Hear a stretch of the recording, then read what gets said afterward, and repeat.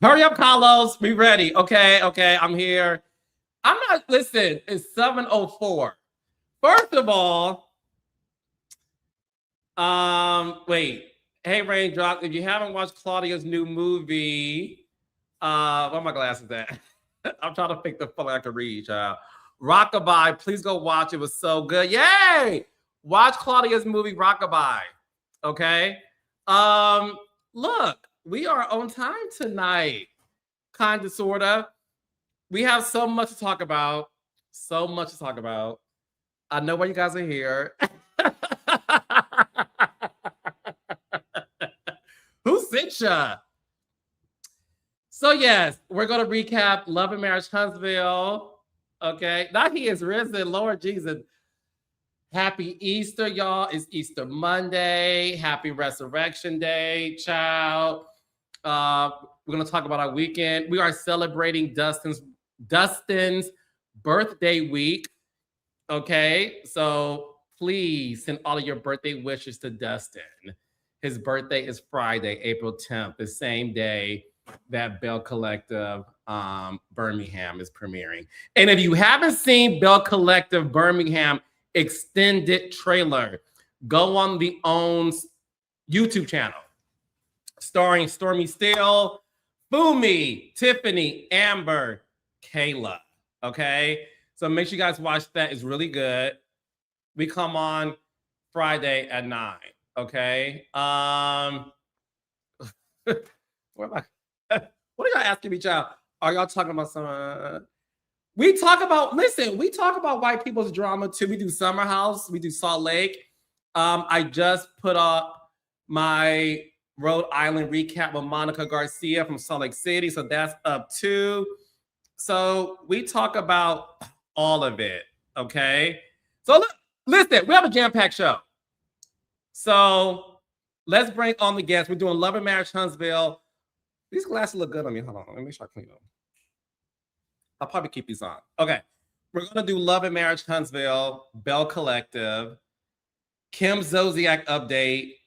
And of course, we are here to discuss the season 17 premiere of the Real Housewives of Atlanta. We are about to pop. Why would I say that? That's kind of inappropriate. But it's Blue's first time. Censorship. It's Blue's first time recapping Atlanta with us. And baby, she has no idea what she signed up for. All right. So give it up, y'all, for Dustin, Claudia, and Blue. I'm so nervous. Are you nervous? Don't be. Like Floetry said, don't be nervous.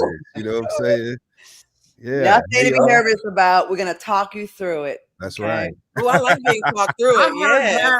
I heard that when I was 25 years old. Like, I'm going to talk you through it. Yeah. I heard it from behind my, my ear. And wow. I was 25 and I heard that. Being good at talking a motherfucker through it is how I knew I wanted to work in media. Yeah. I was a natural, so I was like, you know what? I need to talk for a living. So hey, here we are. Exactly. That's right. Get paid for it. Why not? This how we're starting. But it didn't matter. It hurt so much that I was like, oh, now hold on, friend. Wait a minute, you're telling a lot today. Wait a minute, what's going on? I know. Who are you today? Like I didn't have to even press you for. You just gave it up willingly. Turn off the lights. Don't call me. Me and Claudia Jordan are switching roles today. So I am Carlos Jordan, the other CJ. Mm-hmm. And I'll be Claudia King. The other. Oh, I like Claudia King. I do too. Yeah. Y'all should have a lavender marriage. We might. Yeah. This will be your second one. Oh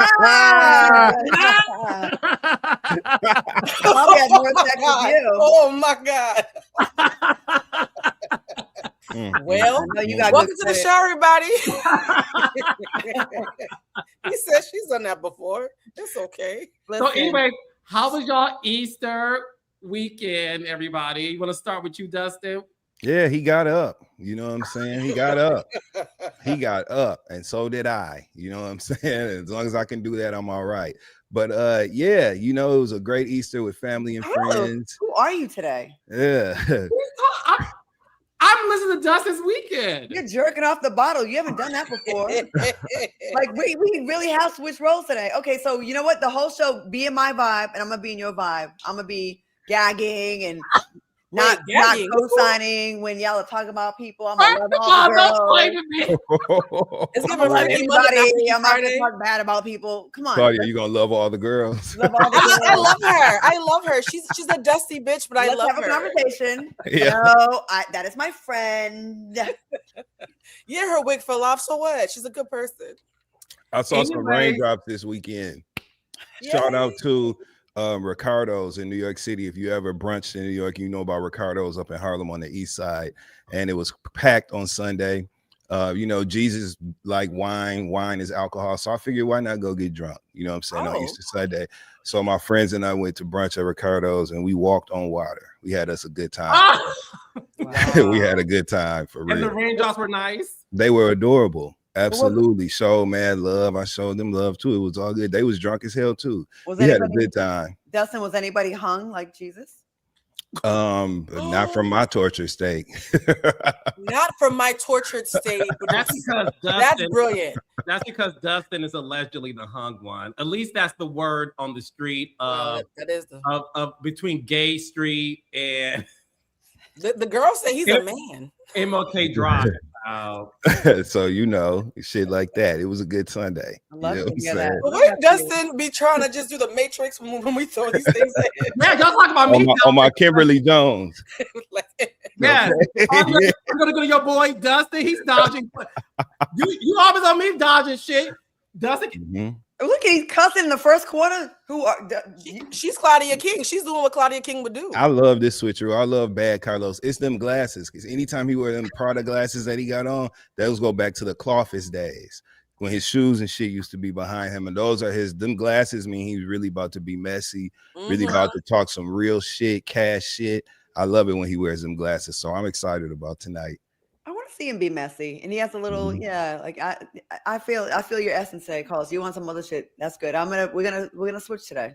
Okay, we're gonna try to be nice and not commit to trashing anybody, but it's gonna be really hard. No, listen. I was looking forward to today because I want to see murder. I want the Dustinators and the Blues Crew. So we're all going to be in our natural habitat today.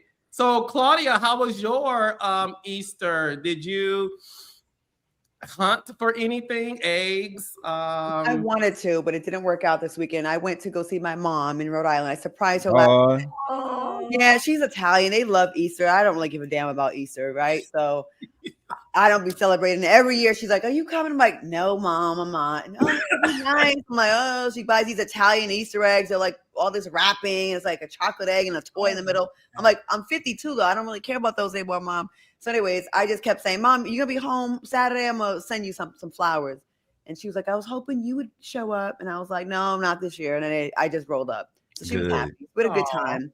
Yeah, we had a good time. So yeah, I spent time with the moms, and I got to get one thing I do love about going home is my mom has like not a trophy case, but she's got like all of our stuff, like awards, my brother's and mine, and then like stuff that you forgot about. And I took home like a photo album because we don't really print photos anymore. Now that we have everything digital, and it was so nice to get. Like I have a photo album, and it just brought back so many memories, like all these like major milestones, like career wise, and she had it all in a scrapbook, and it was just so dope. You know what I mean? You have a brother? He looked like you? What's your brother look like? She does. He actually does look like her. Yeah.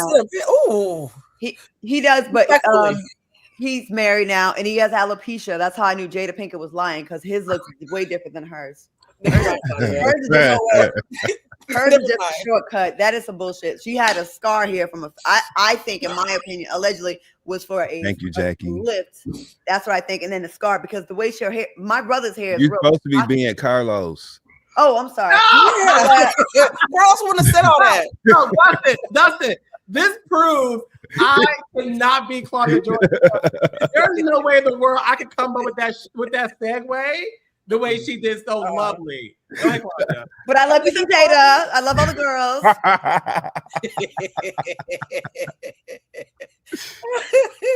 Mhm. You gonna watch the show? There's different stages. I know there's different stages, but I witnessed my brother go through all the stages, lost the eyelashes, the eyebrows, and the blotchiness, and it tried to come back. Jada always had a smooth shortcut. It just always looks so clean. And so, okay, you know what? Let me not doubt anyone's medical conditions because I have CTE and I have anemia. So, you know. Blue, how was your Easter, baby? How do I follow that? I'm Buddhist, so I just ate an edible and took a nap. But I love y'all so much. Solidarity with the Christians. I chanted and ate an edible. I'm so sorry. So Jesus Happy rolled. birthday. Wait, Carlos, how was yours? What did you do? You Did know you lay in any Easter eggs and keep them warm? No, listen. It was the first weekend that I was alone. So Since when? Right. Since the following weekend? You said what? Since the weekend before? It- So you be What honey. you trying to say? I know. Oh, I met. Oh, I want to say his name. So your bad. nigga went to see his family because it was a Thank you for the holiday. translation, Dustin. Something fell off. Okay. All right. Yeah. So he didn't went go, home to see his okay. family. So y'all was apart this weekend. Mhm. It's fairly new. So you know what I'm saying? It ain't time to be spending holidays like that together. Yeah, y'all. That means y'all pacing it right. I love that for you, man. You being smart. And Dustin, Good much job. like the Italian community, the Latino community, they like Christmas, Easter is really big. They Yeah, have tradition. Viva la Yeah. raza. First of Mhm. all, Navidad. Oh, yo, Yeah, como yeah. va? Uh-huh. Yeah, they Mhm. cannot skip that on their mamas, their nunnas, and all that. They would be really mad. So I yeah. wanna wish. thank you. Yeah. Carlos dishes the tea, not spill it. My raindrops know me so well. So no, so I didn't do anything. I had a relaxing weekend. It was very relaxing. I was alone for the entire weekend. You sound proud of yourself. Is that rare? Yeah, it's been rare lately. Okay. Nice. That's good. We love to hear it. We want you happy. I don't believe him one bit. Look at his face. Like you can't see that in his face. How he lying? Look at the tongue No, out no, the no, mouth. I'm I'm talking telling about- you, That's what people do when they lying. No, I, Referring to LL Cool J all of a sudden. They're Doing it. waiting for you to like, press them more. They like feel like they're getting. You gotta Mhm. you gotta read the. We need to signs. coordinate our outfits more. I feel like there's like a synergy in the no, room. it's funny. Everyone see Dustin. They're saying where's Dustin's green, but Dustin is sitting His on money. top of green. So that's Oh why, yeah. you know, I mean, Dustin's also sitting on top of something else that makes him higher. That's But right. Nice segue, Carlos. How you got out of that? How I we have a talking about tough you? it. See how Carlos got us out of that talking about him, but it's okay. so, anyways, we have a lot to get into today, and that is not in my business. So let's first get started, okay, with love and marriage Huntsville, okay? So raindrops, today's topics. We're doing love and marriage Huntsville first, Belle Collective, Kim Zolciak update, and the premiere of the Real Housewives of Atlanta. So, Blue, I'm going to start with you about love and marriage Huntsville. One of the juiciest things that happened in this episode is the fact that Trisha, who we all know is with Ken, left some very peculiar emojis under Nell's son Lance's picture on Facebook. Apparently, it was also reminded of us that, you know, Trisha is kind of related to Lance in some weird way because Chris Fletcher, his stepdad, okay, guys, not his blood dad, his stepdad is related to Trish. So they're not related by blood, but they are related by marriage. Trisha, you know, is saying it was something else. What did you make of that, Blue? Well, how close are they to Alabama? Because it all felt very off. That I was like, wait a minute now. I will say this: the fat thumbs theory. I'm going to start using that as an excuse. I'm just going to tell people that I have a fat thumb whenever I try to do something messy in the comment section. I've never heard that excuse before. She said, "I was just fat thumbing it. I don't know what I was doing. I didn't see what I did." I do think it's bizarre, even if her fat thumb hadn't had the tongue out, like Carlos just showed us. Perfect segue. I do think it's peculiar to have that many hard eyes.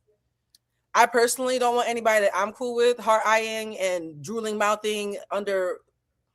It was odd. It was peculiar, and I think it shows a lack of discernment, and also to have the person who's supposed to have in your back saying, "Well, you know, she a little stupid." That's what I heard.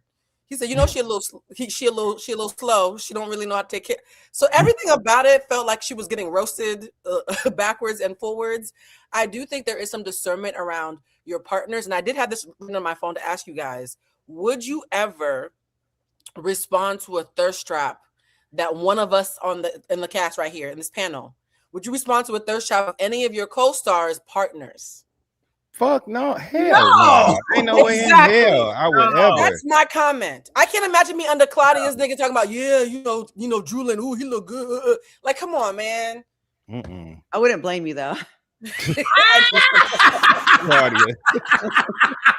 I did meet one in Vegas with a strong back. Claudia, you know what I'm talking about? In Vegas? We went to Vegas, and you still live in Dallas, and he had a strong back. I think it was with a K, I think. Oh, KJ? He's very attractive. Oh, my ex. Yeah. We was he was. I did have a strong reaction to how tall and attractive and 6'5", you know what I'm saying? It was yeah. He had a strong back, and strong so hairline. I told her to her face though. I wasn't in his comments. Yeah, I gave her the respect to say he looked nice, and then I averted eye contact the rest of the weekend. And I'm very massive. I'm very massive. I'd be like, "That's me. That's good. We good."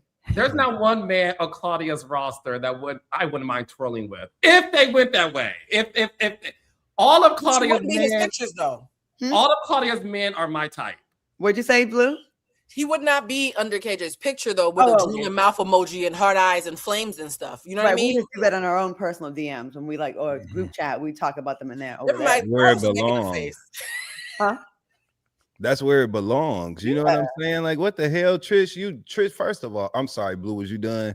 Oh, no, I'm done because I'm looking across his face because his face is telling me something that I want to hear uncovered. But no. I'm good.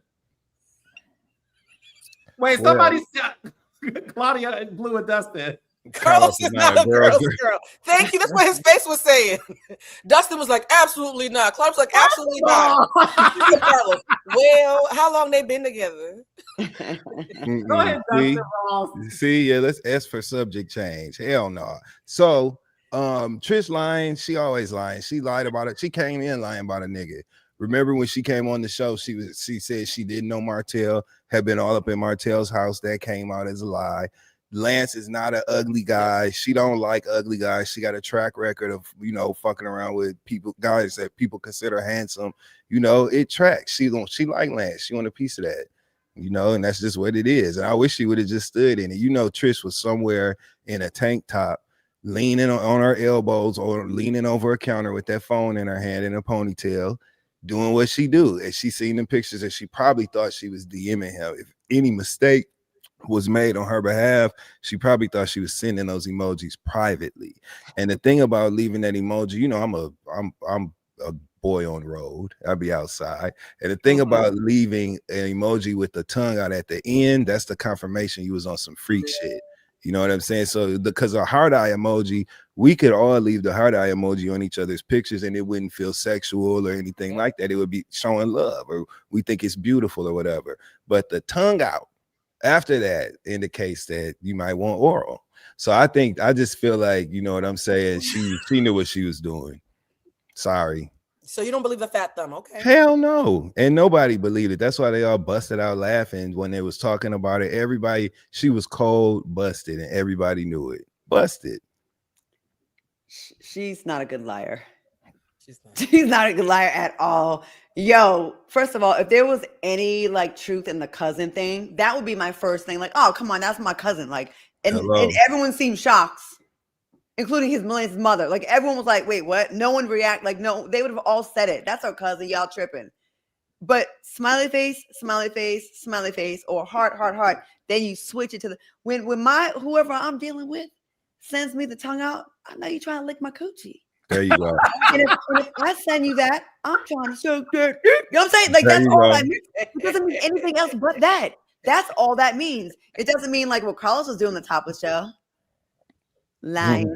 It means I'm trying to suck that thing or lick that thing. There's nothing else, y'all. It doesn't mean, ooh, I am tasting your food.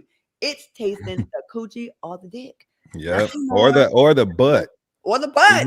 We all got butts now. Yeah, that's all it means. So she's not a good liar. I feel like this ain't the first little thing she's like. I just feel like she's kind of over her dude. But you know, when you're like in that phase where, you know, he'll do, but like he doesn't excite you anymore. But he'll keep going until I find something better. Now, if old boy would have bit like she wanted him to, who knows what it went down. But when you send smiley face tongue out, you trying to feel them out, and you hoping they return the face. Like she probably want him to return the licky lick in the DMs. Yeah, she did. That's what you do. You put that out there. That's a fishing expedition. Okay, that's a fishing expedition. You out there, you throw your little rod out there. You see if anything. Oh, you bit. Oh, yeah. That's it. Wait a minute. Was that how I do it? Wait. Is that how you do it, Carlos? That's not how I do it. I was okay. I got concerned. That ain't how I do it. Doing it, baby. Let me tell you. One time I done sent something to the dentist because he bit down on his tooth so hard he broke his crown. He was like, "Oh, so good." So, anyways, no, that's not how I do it, bro. I'll show you later though my little technique. But anyway, I would say, I know you know. Can you teach me or Dustin? Can you teach me? I ain't even in this.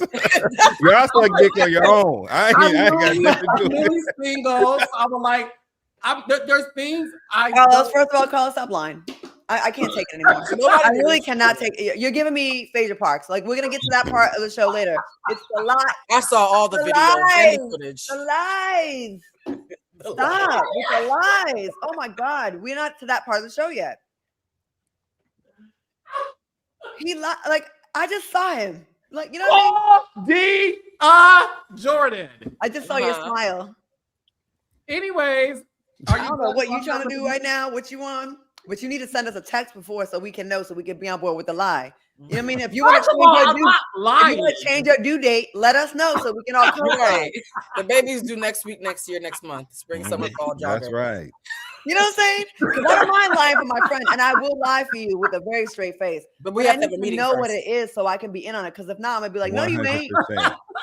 And we don't like slipping like that. We like. I don't lie. Yeah. I know. Carlos, you just looked up to the left. You looked up to the left when you said that. I don't lie. The glasses are off, Claudia. He's getting hot. Continue. I'm really You can walk away and come back. We're gonna still be here, Carlos. You're right. We have a lot more show to cover, and you have a lot more. You know what? I like this. I thought you was gonna be me this show. This is what happens. You didn't commit. He committed to being Phaedra instead. Didn't he? That's wrong housewife. You tried to defame me. They're calling you Red Cup Claudia. Okay. So that's Trisha. Wait, do you believe her? You didn't say if you believed her or not, her fat thumb. Okay, so listen. As somebody who slides in DMs and other things, what I will say is this. I have fat thumbs. I have fat things. I personally don't make mistakes. This is me. I don't make mistakes. When I slide in someone's DM or have in the past, is that my you did say I don't lie. We heard that's your tagline if you was a housewife. Okay. Mm-hmm. I have never slid in someone's DM accidentally. You know, when I leave a comment, I'm leaving a comment on purpose. I'm leaving a comment with intention. That's how I wrote. I don't care how late it is, how early it is. You know, I think me and Dustin from the same school of when we want something, we're going to get it. And right. You know, we're going to let you know what it is and not, but we're also not going to do it. And I can speak for my brother, Dustin, although he's Future and I'm Drake. We're also not going to make a mistake like that as we're in a relationship. Nope. That's the thing. And when you leave comments that are flirtatious, everybody goes back and looks at the reaction to their comments. Yeah. Okay. Like you go back and see if the person liked it. That would have been your time to edit it or delete it. Oh my God, I didn't mean to send the tongue. Like, come on now. I'm not buying there with that smooth criminal hat on. You seen that when they was having the conversation. Annie, I thought she was gonna get her ass up and start leaning. You know what I'm saying? She had on that Michael Jackson hat and shit, color block the fuck out. sitting there talking about some no, it was an accident, and really acting like she had to search for it. You knew exactly what you did. But maybe it's worked before though, Dustin. Because for your man to say, well, you know, she a little dumb, that means you've been playing dumb for a while. There might be other DMs that he has believed was your fat thumbs. Trisha is an attractive woman. Yes. Guys be on her. She flat out said in the episode that having a DM, having her DMs like popping or whatever is not nothing new for her or for Ken. So she knew exactly what she was doing. She would have fared a lot better to just stand in and be like, well, actually, yeah, I think Lance is cute. What would they have said? You know what I'm saying? I ain't related to him. I'm related to his stepdaddy. You know what I'm saying? It's good that for women like that, like to have that man think they're like slow. Because you can get away with being fast. You can be like, oh my God, you know, baby, you know me. I was in pain. You know, my eyes. I wear glasses. I didn't see what I was doing. You know, I would never do that. Say it like Trisha, Claudia. Huh? How would Trisha say it? Say it like her. I mean, an accident. I didn't mean to really do all that. I mean, it's. All right, come on. I fat fingered it. Come on now. No, look. One thing about no. I told Ken we was not gonna do it. That's when you talked about it, and I was gonna do it that way. I did not know I was doing it. He's giving Kanye through the wire. And then all the guys' reaction was like, oh, "That's what she said." Like they was just like all clowning. Like it made it worse. They fell out laughing. The minute she did it, they fell out laughing. The minute he brought it up and Ken confirmed that he knew what they was talking about, they fell out laughing. That was so. I was laughing too, shit, because I knew she had did that shit. And Martell too. For him to call it out, you like, damn. Yeah, right. I was like, well, he's the one. It's a lot. You know, it's hypocrisy week though, in all the shows. Everybody like, oh, you're doing this, and you like the president of that fan club is calling you out for something they're known for doing. All right, so as we get into Real Housewives of Atlanta later, let's get it. So Love and Marriage Huntsville, guys, every Saturday, 8:00 7 Central. Yeah. Let's get to Belle. One last thing on Love and Marriage Huntsville. I did not mean to cut you off, Los. I'm sorry. No. Go ahead. Letitia Scott. That was rich to me for her to sit up and tell Marceau and them and the Fletchers that, or who was it that she told Ken when she apologized to Ken and Trisha or whatever about running that information back to Trisha about Ken allegedly being in somebody's DMs. Then she gonna say, and mind you, I've been rooting for Letitia all season, right? But she gonna sit there and say, well, I wasn't saying it to be messy. I was just telling her, like, you know, don't let him accuse you of being in nobody's DMs because people accusing him of being in their DMs too, which is the literal definition of being messy. Literally, that's what you was doing. And I think that's why Marceau, shout out to Marceau Scott, because he is an OG reality star and he knew he had to clean up what she messed up, like that song. Y'all know that's a clean up what I messed up. That's what he had to do. And he got right on camera, had the conversation. It came from him to her. She went on and apologized, but she still didn't really get it. She just apologized to go along, to get along. But that was crazy to me because your ass literally was being messy. So that's why I'm excited about what I saw in that preview when Destiny was like, no, I'm not fucking apologizing. I can't wait for that. Carlos, how bad do they get into it? Oh, it's and listen, I'm not exaggerating. Letitia Scott and Destiny Payton's beef is the worst beef between two women this show has ever seen. Damn. It's bad. It's bad because it's two women where they were really, really, really, really close friends. Man. And things are said that you can't come back from. Oh. And that's the crazy part. When you see what happens this coming Saturday, it gets worse. You when you watch Saturday, you're gonna be like, damn, that was bad. What you saw Saturday, what you're gonna see this upcoming Saturday is Disney Channel compared to what happens in 2 weeks. Did you guys tape the reunion yet? Yes. Does it's worse. It spills over onto the reunion stage. The reunion made it worse. Okay. Damn. Okay. All right. Well, there we have it. Thank you. Not thank you. Yeah, thank you. Another one. Thank you. Nice and messy. Thank you. Well, That's listen, messy. it's a lot happened. So make sure you guys tune into that. Belle Collective, a lot happened too, because listen, Marie Monroe, Dr. Marie Monroe, you know, revealed some things in this episode that did not surprise Latrice, but it did surprise a lot of the women and the men. Marie admitted to being 18 years old. I believe she said 18, right? Yeah, 18. Yeah. And she had a threesome with a woman, because the narrative and the joke has been since season 1, as Dustin knows, that Marie and her business partner Essie were lovers. So they denied being lovers, and they've never been lovers, according to Essie and Marie. They just look like they go together. Oh. Yes. Yeah.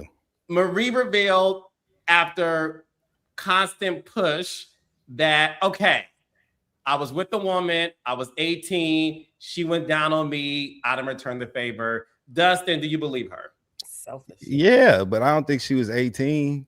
You know what I'm saying? I don't think it happened later. She probably had a couple situations, but it's not like something she want to, like, you know, own in that way. And that makes perfect sense. It's, you know, it is what it is. But I don't think nobody in that room was shocked to hear Marie say that. In fact, they all celebrated in confirmation of their assumption. So, like, you know, that's what that was. Marie, she, you know, she tried it. It was what it was. A threesome at 18 to me is like saying, oh, I got up this morning and made my bed. You know what I'm saying? Like, it's not, you know, it's not shocking to hear Marie got short hair. It's just not, you know what I'm saying? Like, I don't know, but I will say this: Marie is having a great season. She is, and I love her bonus daughter Amber. I want to see her more and hear her insights. Okay, so yeah, I don't think anybody was surprised by that. Blue. I'm still thinking about Dustin saying, when you know she got short hair. Yeah, she got a pixie. Finger waves. You know what that I'm is saying? a Like, sign. you know, That is a sign. I cut my hair a couple years ago, and I felt like I looked like a Dominican stud, so I had to grow it back out. I love Dominican studs. They love me too. We always be like, menaces together, right? Yeah. I'm not surprised, and y'all know I've lived, right? So I was like, I'm on Dustin's side, but I don't think it was 18, and I don't think it was just once. Right. And I'm hoping that she wasn't a pillow princess, because that makes her selfish, and she doesn't come off selfish to me.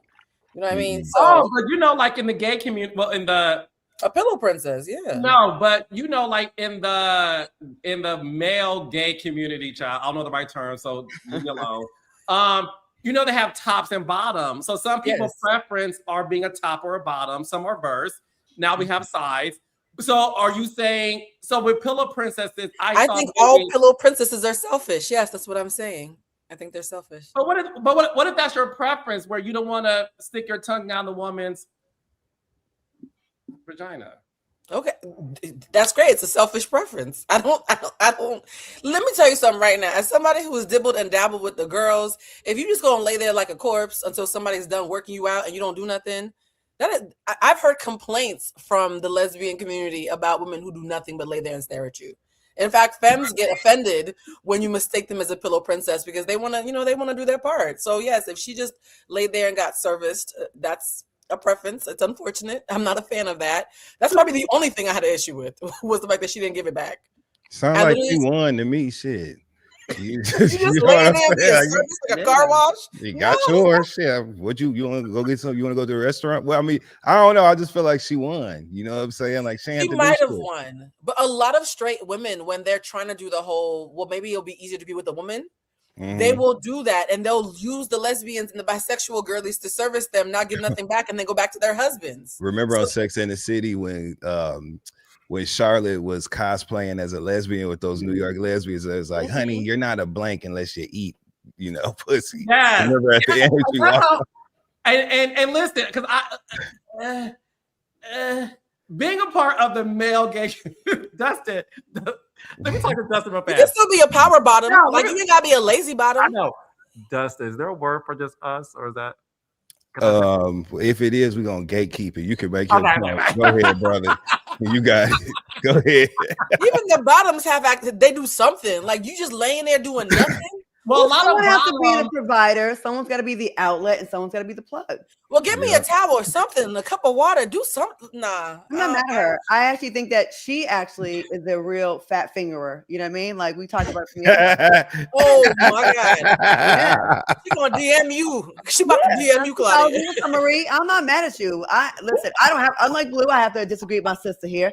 I ain't mad at it. Someone's got to bring the food and someone's got to eat it. But Claudia, you're a straight woman, so you're proving my point. A straight woman just laying there being serviced. Hey, some man, people in the community have an issue with that. The girls, some of my lesbian friends say they are touch me not. Some of them say that they just receive, and some just want to eat the coochie. So there's different strokes, different. It is, but I will say the touch me not still want you to be active though. A pillow princess is different than somebody who does with a touch me not. There's a distinction. The good thing is it's a pocket on the pool table for everybody, right? Oh, and so this is why.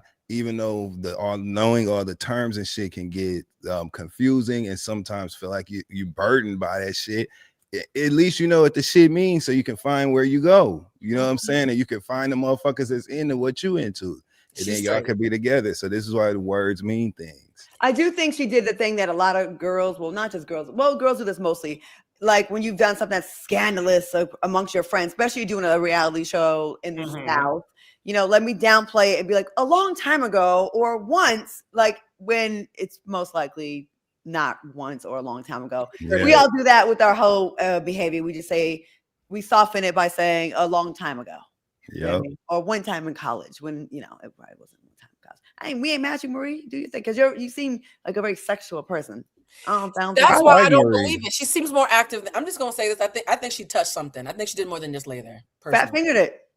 Well, I think it's one of those things where, listen, and Marie, I'll be asking you at the reunion. But to me, is this: I'm with all of you guys. I'm more with Claudia in the sense of, I think Marie was conscious of the cameras. Yep. And it's one of those things where she allowed herself to be honest about the activity, but did not want to go into further detail in fear of like the judgment, because Marie has been subjected to lesbian rumors. So we're like 6 seasons in, and it's the first time she admitted to like, okay, I had a threesome. I was 18, and she went down on me. 100%. Yep. And that's understandable. And it's still the South. This is a show about women in Jackson, Mississippi, where it's not as progressive as other areas. So I understood it. I understood it. So we all agreed that she had to lie. So thank you. We all agreed that she did more than lay there. I love this for us. But like when you do a reality show, right? Like you're giving enough. I feel like you don't have to give everything. I really don't. Mm-hmm. I don't think you should. I think you should be allowed to not give up everything. Like you shouldn't be like withholding of majority, but I feel like there's a couple things you can keep close to the vest just to give a little mystery. And maybe it's something she can dispel next season and give you something more, you know? You can't just give it all up at once. You got to be a slow drip. A slow drip, right, Blue? A slow drip. I see what you did there, friend. I like, you like that. Yeah, a slow drip. Mm-hmm. What's a slow drip? We're talking about Carlos. Come on. It's vagina related, Carlos. Every time we talk about vagina, Carlos gets confused. He's like, wait, Justin, is it a WAP? A slow drip. I don't know, but it sounds like it. If it's got a leaky faucet, if it's got a slow drip, sound like it. The kind you want. I know if I had one, I want it to be like that. You give a little bit this season, then next season you have some more left to give. You know, you can't give it all up into this season. You got to spread some out for next season. They call that the mousse bouche in the culinary world. Just a little taste or something. So wait, so you ladies can't preserve your squirtness? Oh, we went there immediately. That was okay. Well, I'm trying to understand. Listen.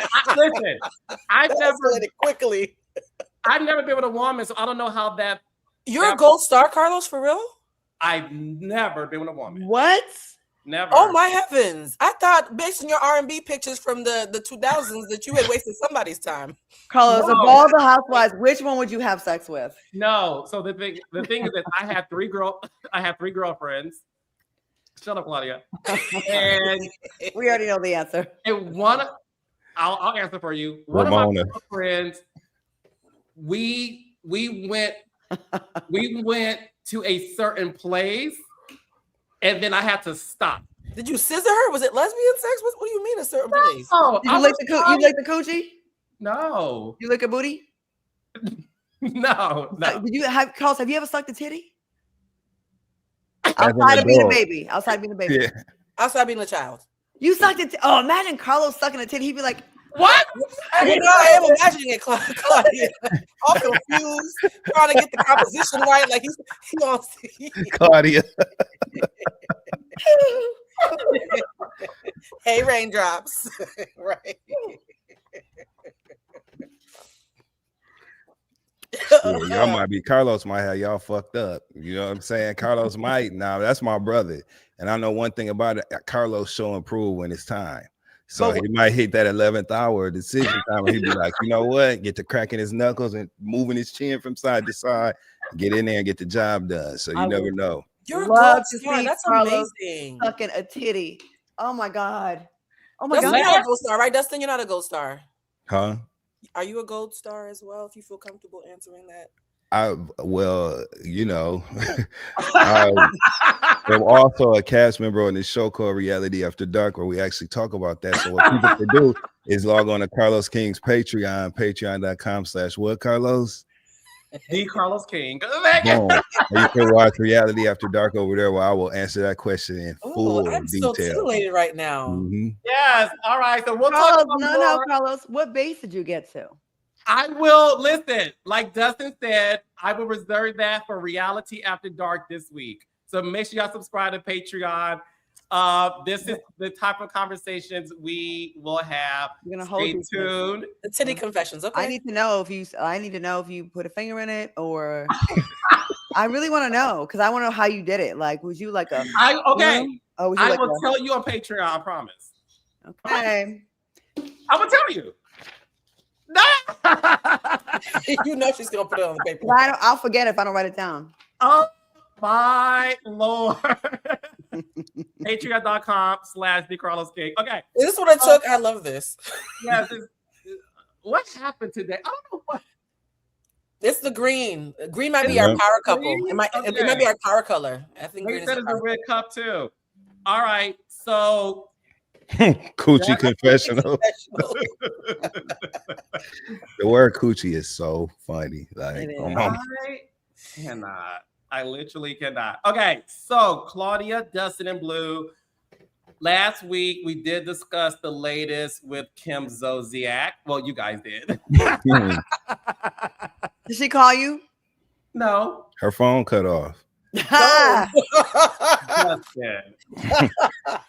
It's probable based on her situation. Sorry. Oh Jesus! Like, gambling app phone bill. Gambling app phone bill. Mm-hmm. I need a bonus. 3 apples. 3 stars. 3 cherries. I lost. And my phone is off.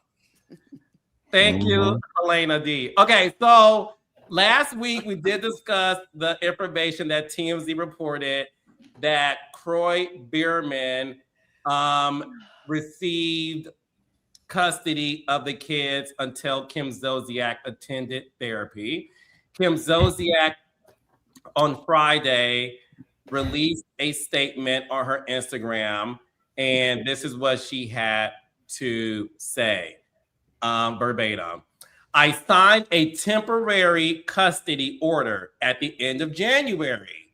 The order clearly states that both the mother and father are to participate in 2 counseling sessions per month for 2 months, followed by 1 session per month thereafter. I was out of the country from February 26th through March 28th due to contractual filming obligations on 2 separate productions. During that time, I did not have a single day off, making it impossible to attend the required counseling sessions. Croy, as of today, I had KJ and Cash up until 5 p.m. today, currently has the children for spring break, which is his designated parenting time under the existing agreement.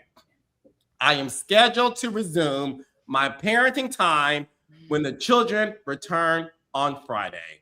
My counseling sessions are scheduled and will be completed next week, which is this week.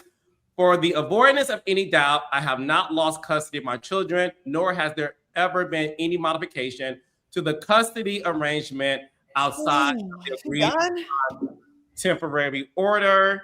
So long. Claudia, what are your thoughts? I'm falling asleep. That's a lot of words to say. Look, y'all, I didn't lose custody, but for a month, I did have to take this job because money has been tight and it was a good check. I probably got like 300 racks to go to Dominican Republic and do this show. I did not lose custody. I did mess up. I wasn't around, but we're going to get it together. Like all this, I going around the block, down the street, down around the corner. Just no, we get it. And I don't think she needed to do that. She needed to take that gig because they're in dire straits financially. If you listen to the rumors, or people need money nowadays. It's hard out here for a wig. So I just think she had to do the work. Yeah, but she didn't call you. I was hoping she calls you. No, Claudia. Shut up. Dustin. Yeah. Shout out to her. You know what I'm saying? All she did was make herself look more like the sorry ass, irresponsible ass, deadbeat ass motherfucker that we know her to be. First of all, you talking about you missed court because you was in the DR filming a project. That's great. However, we all know, everybody on this panel know you negotiate your deal. And we've seen multiple times where people have had to leave a show for whatever reason and they come back later in the season or any of that. So if it was a priority to her, she could have negotiated that into her appearance on that show. Hello. Second of all, you talking about a date coming up. Obviously a calendar don't mean shit to you. You don't give a fuck about that. The only numbers you give a fuck about is coming down a slot machine or being called in a lottery read off. So I'm not interested in none of this shit. Furthermore, I honestly don't even give a fuck, to keep it so real with you. We only talking about it because we're talking about it. That's the only reason. I don't expect nothing less of her, nothing more of her, nothing from her at all. And I just wish she would get the fuck on somewhere. You know what I'm saying? That's honestly how I feel about it. So she's sorry. And just say you sorry and be like that. Well, she won't be coming on Monday Night Live. I didn't want her to anyway, to be so real with you. I think you know that's what I'm saying? did that on purpose, so she wouldn't come. It's not personal. I'm just speaking about what we read and what we seen on the television. You know what I'm saying? And after seeing the way she done spoke to people, talked about people, said the worst shit you can to people, the comments she made about 5 African-American women, all of that other shit, ghetto. So take your ghetto ass on somewhere. And I'm going to tell the truth every time about her ghetto ass. Kim, come on the show. I got something for you if you come on the show. I got a $5 scratcher and I have another one right here. Mm-hmm. And come well, outside, you can't get this one, but I got you. 10. You never know. This could really yield something. I have a question though. And this might be an unpopular opinion. How was his face? Have you guys ever heard about the boy who cried wolf? Mm-hmm. Because I actually went and read all the screen grabs. One of the things that she alleges is that her missing it due to taping, 2 shows, not just one, was something that he knew ahead of time and was okay with, and after the fact made it seem like negligence. And so a part of me is like, if this was the one time where she did what she was supposed to and he used it to get a lick back, she'd be the perfect unsympathetic victim. Yeah. And So no one has she's telling the truth. He used the one time that she actually made arrangements, because she's saying, hey, the court documents say actually they already knew these dates. I'm making it up when I get back. And he's just trying to be spiteful. This might actually be the one time that Kim tried and he used it as a lick back. And because to Dustin's point, we're so sick of decades plus of her on some bullshit. He got her in a moment where she probably thought that she was doing the right thing. So I'm not necessarily sure that she was being a deadbeat this time, but I think a decade of being a deadbeat means that you haven't bought any favor. I can believe that because it ain't like that job came out of nowhere. Yeah. It probably was months I of actually think that she negotiation. So I think coordinated it and he got a lick back. I think you make a great point. I think that's exactly what happened, because it ain't like she found out on a Tuesday, she got to leave for the DR on Thursday. Oh shit, I'm missing it. That was negotiating. There was months of that. And they also check your availability when they also ask you about a show. Further to my point. Exactly. She should have handled her business. You tried, but it's too late. Well, Dustin, Blue is saying that she followed the protocols set by the acknowledgement of it. And Blue is saying that Croy allegedly tried to publicly frame it a certain way. Yeah. Yeah, I don't give a shit. I don't give a fuck what good for him if he did. You know what I'm saying? He's I could banking care on less. that. Yeah, Corey's like, you're so full of shit. The one time you tried is not enough, and they Yeah, don't like you. the way they was in that driveway cussing each other the fuck out when the police was over there and shit, that would make perfect sense for him to do that. I'm not saying it's right by any means. I'm just saying I really don't give a fuck who's. It's a song. I'm from Michigan. It's a song, a Detroit-based song from back in the day called "Let Them Hoes Fight." You remember that song? My God, Carlos? I love that song. Let them hoes fight, right, Clark? Let Yes. them hoes do what they want to. Not Carlos. Carlos went straight. I love that song. I think I put it on my stories recently. It Carlos is applies. like that Michael Jackson meme. I love this song. It applies to this situation. Let them hoes fight. I could care less. Yeah. On my mama. I could care less. So, and honestly, his hands are so clean. When a person with integrity finally resorts to stuff like this, they've run out of grace. mm-hmm. And so I think what's shocking her, because I can imagine her making the Pikachu face, is I'm usually the dirty bird. You're usually the one with integrity. Not you, bitch, stole my look. I think she might be stunned that he's finally fighting back in the press in a way that she's accustomed to being the person who does. Because usually he's above it all. But what I do feel sorry for is her daughters, because they're adults. And this motley ass behavior has followed them as they take their own paths. And that's not fair. And we grew to love Ariana Bierman on the Next Gen NYC. She was great. We loved her story. Her and her boyfriend at the time they were together. I don't think they still are, but we were rooting for them. I think that she's a nice girl. She's an ally to Candy's daughter when they were being racist to her. 100%. She was also a guest on Watch What Happens Live the last time I was the bartender on there, and she had really good energy. She was nothing like what we've seen her mom portrayed to be on television. So I feel sorry for them. I feel sorry for her daughters, and I feel sorry for her other kids who are old enough to know that they mama and they daddy is acting a goddamn fool in the media, and that's what they know their father and their mother from, not the other shit they've done, which Kim, all she's done is be in the news for shit like this. But Corey was a successful athlete, and they talking about this shit, not him as a football player. So I feel bad for them kids. I know it's supposed to be a Carlos on the show, but I just want to be Dustin for 1 second. I think you surpassed that, baby. You're back to Corey. You put initiative like pretty early, Carl. Yeah. Gloriana Lancaster has been kind of hating the whole show. So let me give you the attention you need. She said, y'all some dusty haters. Bitch, you're the dusty hater. Watching us give commentary on these shows. What do you think we're here for? Just to say what the fuck you want us to say? No. If you don't like it, go watch one of the other 1 million shows out there. So with that being said, drink bleach, motherfucker. We could care less. We could care less. Choke on it. You know what I'm saying? We could give a fuck less, because it's one thing to have an opinion that differs. You know what I'm saying? We know people gonna talk shit. That's part of what comes with this. But if we got the opportunity to talk it back, we're definitely gonna do that. And if you don't like me, you know. But why you a hater when we give? I love Aries season. We get we give commentary, which you tune in for. You had a choice. You could be watching Fox News right now. You could be watching Family Feud. You could be watching Wheel of Fortune. You could be watching the shit that Wayne Brady used to host. You could be watching Discovery Channel. You could be watching. I don't know. And I hope your foot get ran over in the parking lot at the grocery store. I hope somebody run over your damn foot in the parking lot, and I hope you talking shit when they do it. To the young woman, or the elderly person who Claudia is speaking to, just know that you granted a wish, and Claudia's a genie. Be careful when you talk in the comments, because we can see you back. And thank you, Claudia. That's my dog watching the comments for me.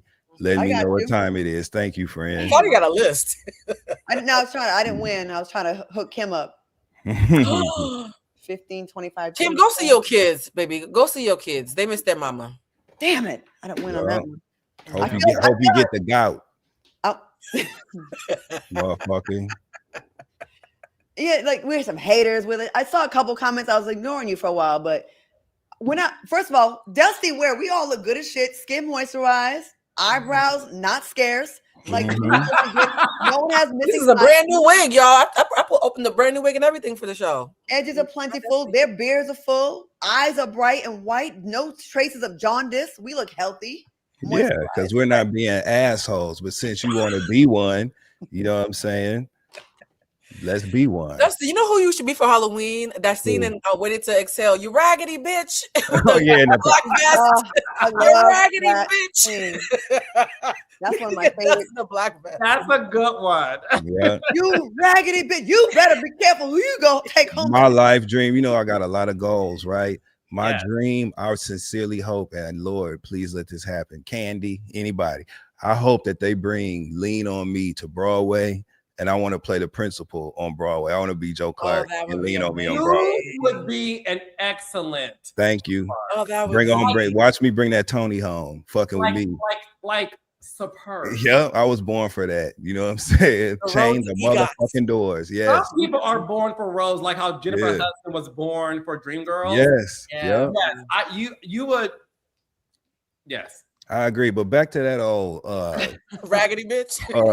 You raggedy gruel. bitch. Yeah, I hope you had gruel for dinner on Easter. You remember that shit they see on The Simpsons and drop it down out that pot? I hope that's what your food tasted like yesterday. And you shit yourself all day today. That's what I you smoke crack, don't you? Look, they're cool. Yeah. Anyway. $4 so far. Oh, $15. Claudia is really scratching. Kim. No, now that I've been to Vegas with Claudia, she's being serious. She really gambles like a grown man.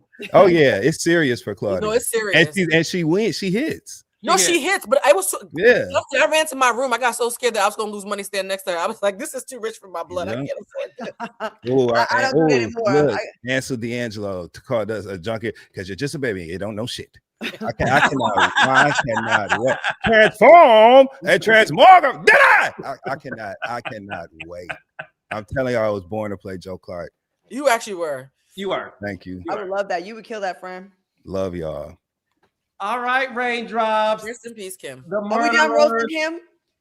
You said what? We're done roasting Kim. The meat is cooked. Well, I think you guys did everything that you wanted to say. And Hope you wake up with a boil under your goddamn arm tomorrow. I'm gonna sty in your eye. Fucked up on the inside. That's right. Up underneath the motherfucker. That's what I boil. That's gotta suck or sty. Like a sty in your eye. Absolutely. A sty in your eye is crazy. You can't even blink without remembering that you dusted. I thought I was gonna sty once. I was so scared because I'm like, that looks crazy. That's like when the people got the fever blisters. That's right. Luckily never had that, especially on the outside. Blisters. Yeah. I know, fever blisters. I am going through a lot of stress. Okay. Good. Where were you last weekend? Hanging out with Marie. Let me stop. Hit it, Carla. Oh, not Marie. The views expressed by Blue Toulouse, not those of. Look, I'm anti-pillow princess. You could put that on a shirt. That's not going to change. I don't like lazy sex. Okay. Go ahead. Okay, so listen, that was our update with Kim Zolciak and Croy. Hey, Kim. Okay, speaking of housewives, Raindrops, the time has come. Oh, I'm nervous. For Claudia Jordan, Dustin Ross, and Blue Toulouse under duress to talk about the season 17 premiere of the Real Housewives of Atlanta. So, panel. Should we start with our overall thoughts and then get into the specifics? Or do you want to get into the specifics first and then overall our thoughts? Which one? What do you want to do, Carlos? We've been talking a lot this show, and I feel I'm fine either way. Is there? Look at Dustin's. Okay, so listen. How about? Wait. Okay, so you know what? Because we love the Raindrops who are on their best behavior. Raindrops, let us know what y'all want. Do y'all want us to talk about overall thoughts first and then get into the nitty gritty? Or do y'all want the nitty gritty first and then get into the overall thoughts? Okay. Overall, over it.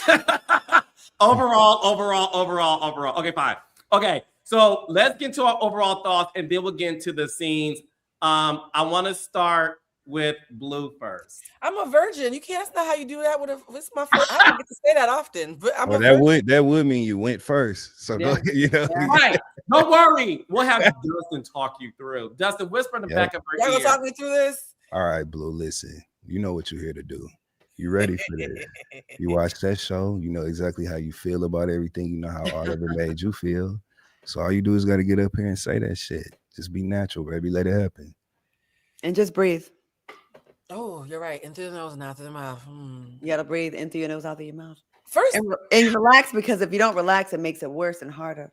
It hurts that's more. true. It hurts more, right, Carlos? That's Is true. that what y'all say? Hi, Carlos. I mean, overall, I will say it felt like a tame intro. Like it felt. I will say this: the first thing is Porsha throwing a couple's dinner at Simon's house with a rental boyfriend was fascinating to me, because that man, like, I feel like he like is like a rental boyfriend. Like he's all over the place. The guy from Ready to Love, I've seen him several places, and so I'm wondering if that was really her man or not. So that was the first peculiar thing was, what's Mike doing here with his bra back all over again? Like he's always somebody's love interest for something, it feels. And he's an actor. He's an IMDb page. I wonder if Portia's name is on his IMDb page. Everybody looked amazing. I think Pinky is the one I related to the most, because she was like, y'all nuts, this is gonna be fun. That's how I felt if I was sitting at that table. She's like, you bitches is crazy. Like that was my sentiment. She's like, God damn. K. Michelle, I love her and her dentist husband that she just married on the fly at the courthouse, because I love it when a spicy woman finds a kind man. You know what I mean? So I really like that. Shamia surprised me, because Shamia was a fave last year, but it felt like what she did to Claudia's cousin. It felt like everybody was behaving until she started snapping at Claudia's cousin. Shout out to Drew. And poor Drew never knows what's happening, so she's always confused, like, who said that? And I will say this, Angela, starting with Angela, I think was the perfect start, because Angela should have been in the housewife with Cynthia Bailey and Nene. I've always thought this. Angela is a tried and true, bona fide, perfect hire. Whoever decided to start the entire season with Angela gave me hope that you're going to make sense this season. That editing choice of starting with her saying, y'all can say whatever you want about my husband, I don't care anymore. Loved it, loved it, loved it. Phaedra was a little bit inconsequential to me, but overall, I'm very curious about what this season is going to look like, because it felt like it was a standalone like special. Remember when Bravo used to have like Candy Goes to Christmas and it'd be like a standalone special? That dinner party could have been a standalone.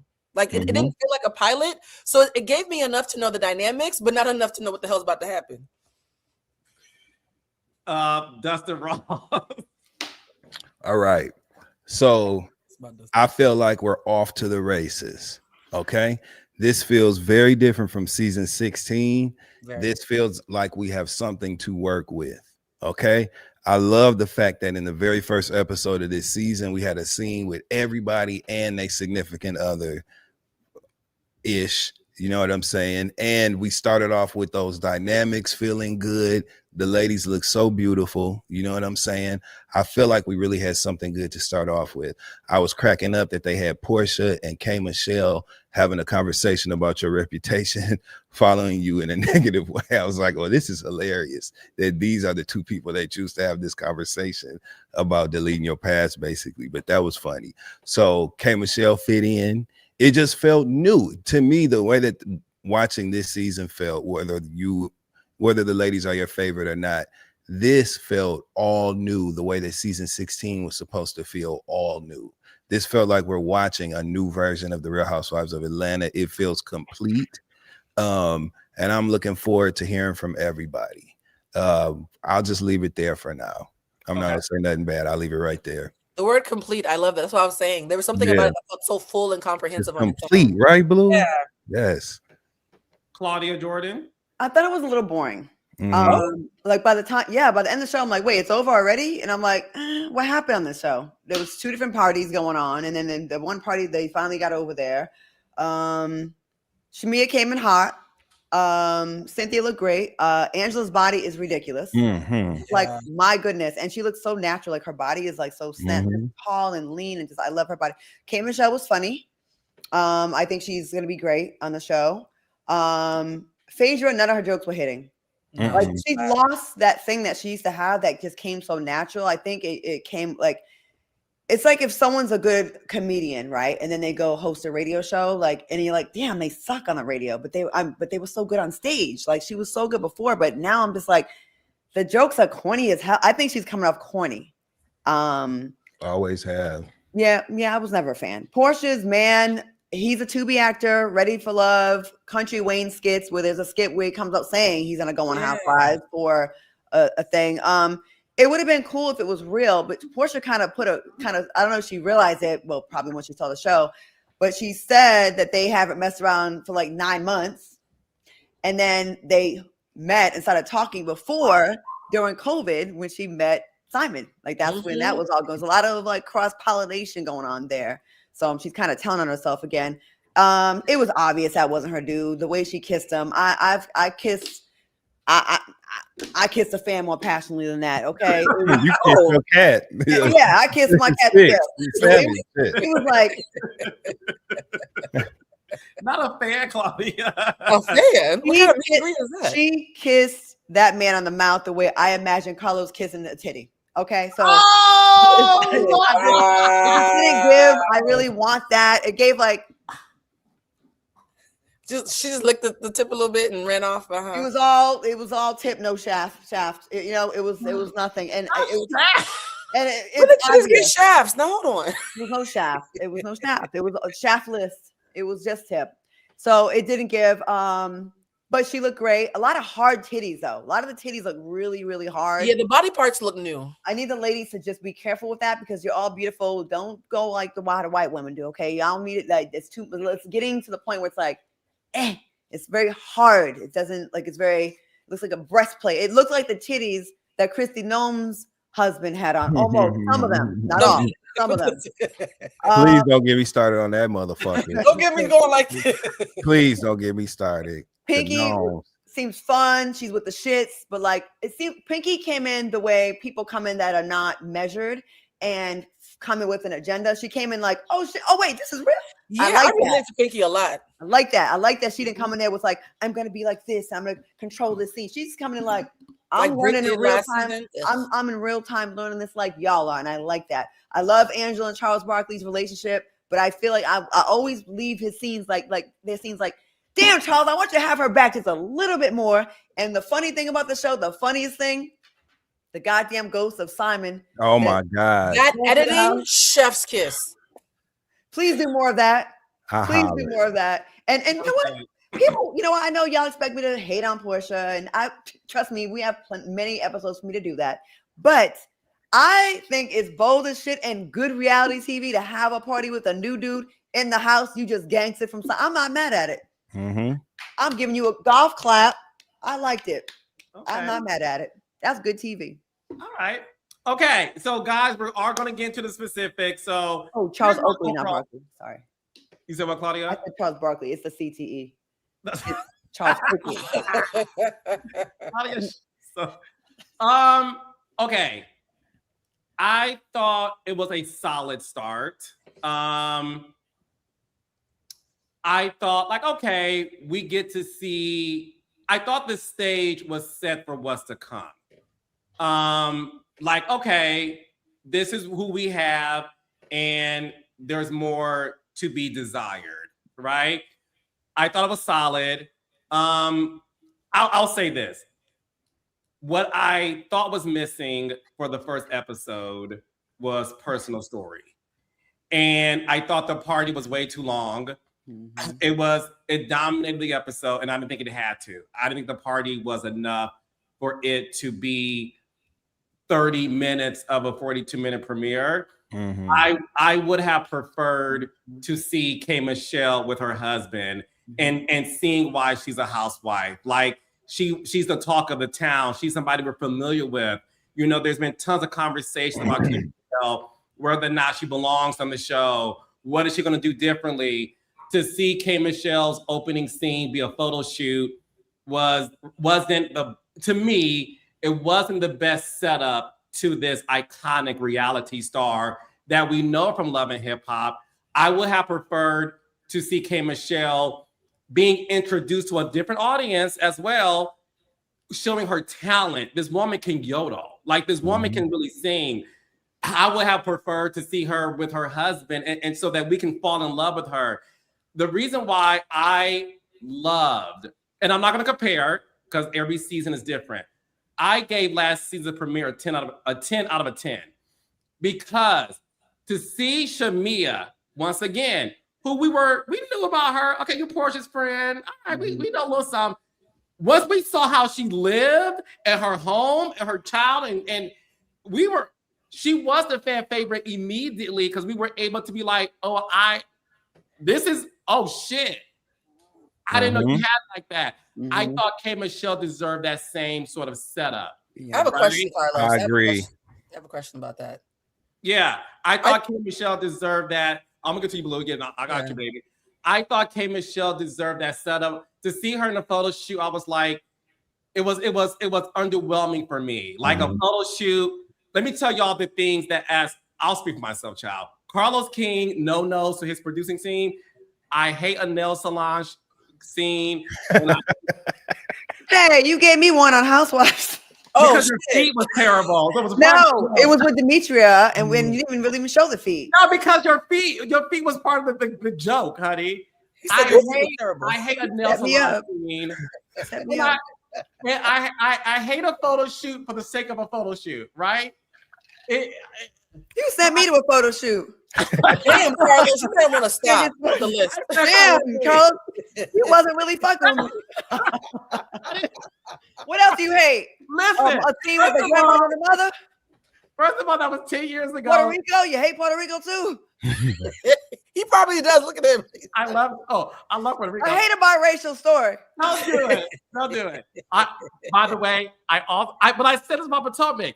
I hate shopping scenes where you don't buy nothing. Oh my God, my first scene was shopping with Kenya. Carlos, stop while you ahead. Shut up. Carlos, please stop. Please stop. No. So anyways, I said that to say the reason why I was saying it was a solid premiere. I thought K. Michelle deserved more. Like, give this girl, show her singing so that the audience who doesn't know her can walk away saying, so that's what she does. And then I'm gonna get to Pinky, and then we go talk about the specifics. I would have also loved to see Pinky in her natural habitat. Pinky to me is such a powerful woman that to hear her say it is one thing, but I want to see it. I would have loved to see her at work, hustle and bustle. Her husband is as equally powerful as she is. Let's see this power couple. Let's see them at work and doing all these things. So to see her for the first time walking in Shamia's house, I was like, and then to hear her say, I do this, I do that. And this is not her fault. I felt bad for Pinky because we now know what she's going through professionally filing bankruptcy. There's a difference, guys. Not personal bankruptcy, it's business bankruptcy. I thought, damn, it sort of lessened the blow, right? In terms of what a boss she is. And not saying that bankruptcy discredits anybody, because our president filed several times for business bankruptcy. So it doesn't mean anything about your what you're able to do. But my point is, I also thought like hearing her say it fell on deaf ears because we see stuff in the blogs, we see her making skits, and I thought Pinky also deserved a better intro. And I would have preferred to see that, then give me the party. But that's my overall thoughts, and that's why. Go ahead, Dustin and Blue. Blue, I'm sorry. Go first because you had a question, baby. Go ahead. Yeah, I liked the premiere for all the reasons that you didn't like it. And for perfect example, right? When you meet somebody who's amazing and they overpromise and don't deliver, it goes from here and it plummets, which is what last season did. Last season, in my opinion, gave us so many promises that were not kept. They front loaded all the episodes where the first half of the season was so ticky boom, and then it kind of filtered off. And it was, by the time Phaedra showed up, nobody gave a damn, right? And so I felt like last season did so much in the pilot. The rest of the season struggled to keep that momentum, which is why I was happy that what they did this season, in my opinion, was gave us a key code of all the characters. they sipped on it. I think the pacing is different intentionally because last year was such a disappointment. Where rather than us doing ticky ticky boom immediately, they wanted you to see all the people in their couples, see their relationships and how they intermingle. Because I suspect that K. Michelle and Pinky might take over the season later, and so it almost felt like a democratic way of let you know who all the players are and how they intermingle. So when this shit takes off in episode 3 or 4, and we're seeing Drew and K. Michelle and Pinky and whoever else go ticky ticky boom, and that takes over the rest of the season, you at least know who all the players are. I prefer this pacing. I actually like to meet a man looking homeless. I like it when men meet me looking crazy and homeless, and then I show up like this, like, hey, what's up, darling? Right? Because you don't see it coming. And so I think the audience realizing what a big deal Pinky is later, to me, feels more sexy and titillating. But the thing is this. Okay, so I'm going to disagree with you only because, and I hear what you're saying, and I love the fact that we're able to talk about the nuance of it. As a producer, it's one of those things where you never want to assume your audience is coming back for episode 2. Right.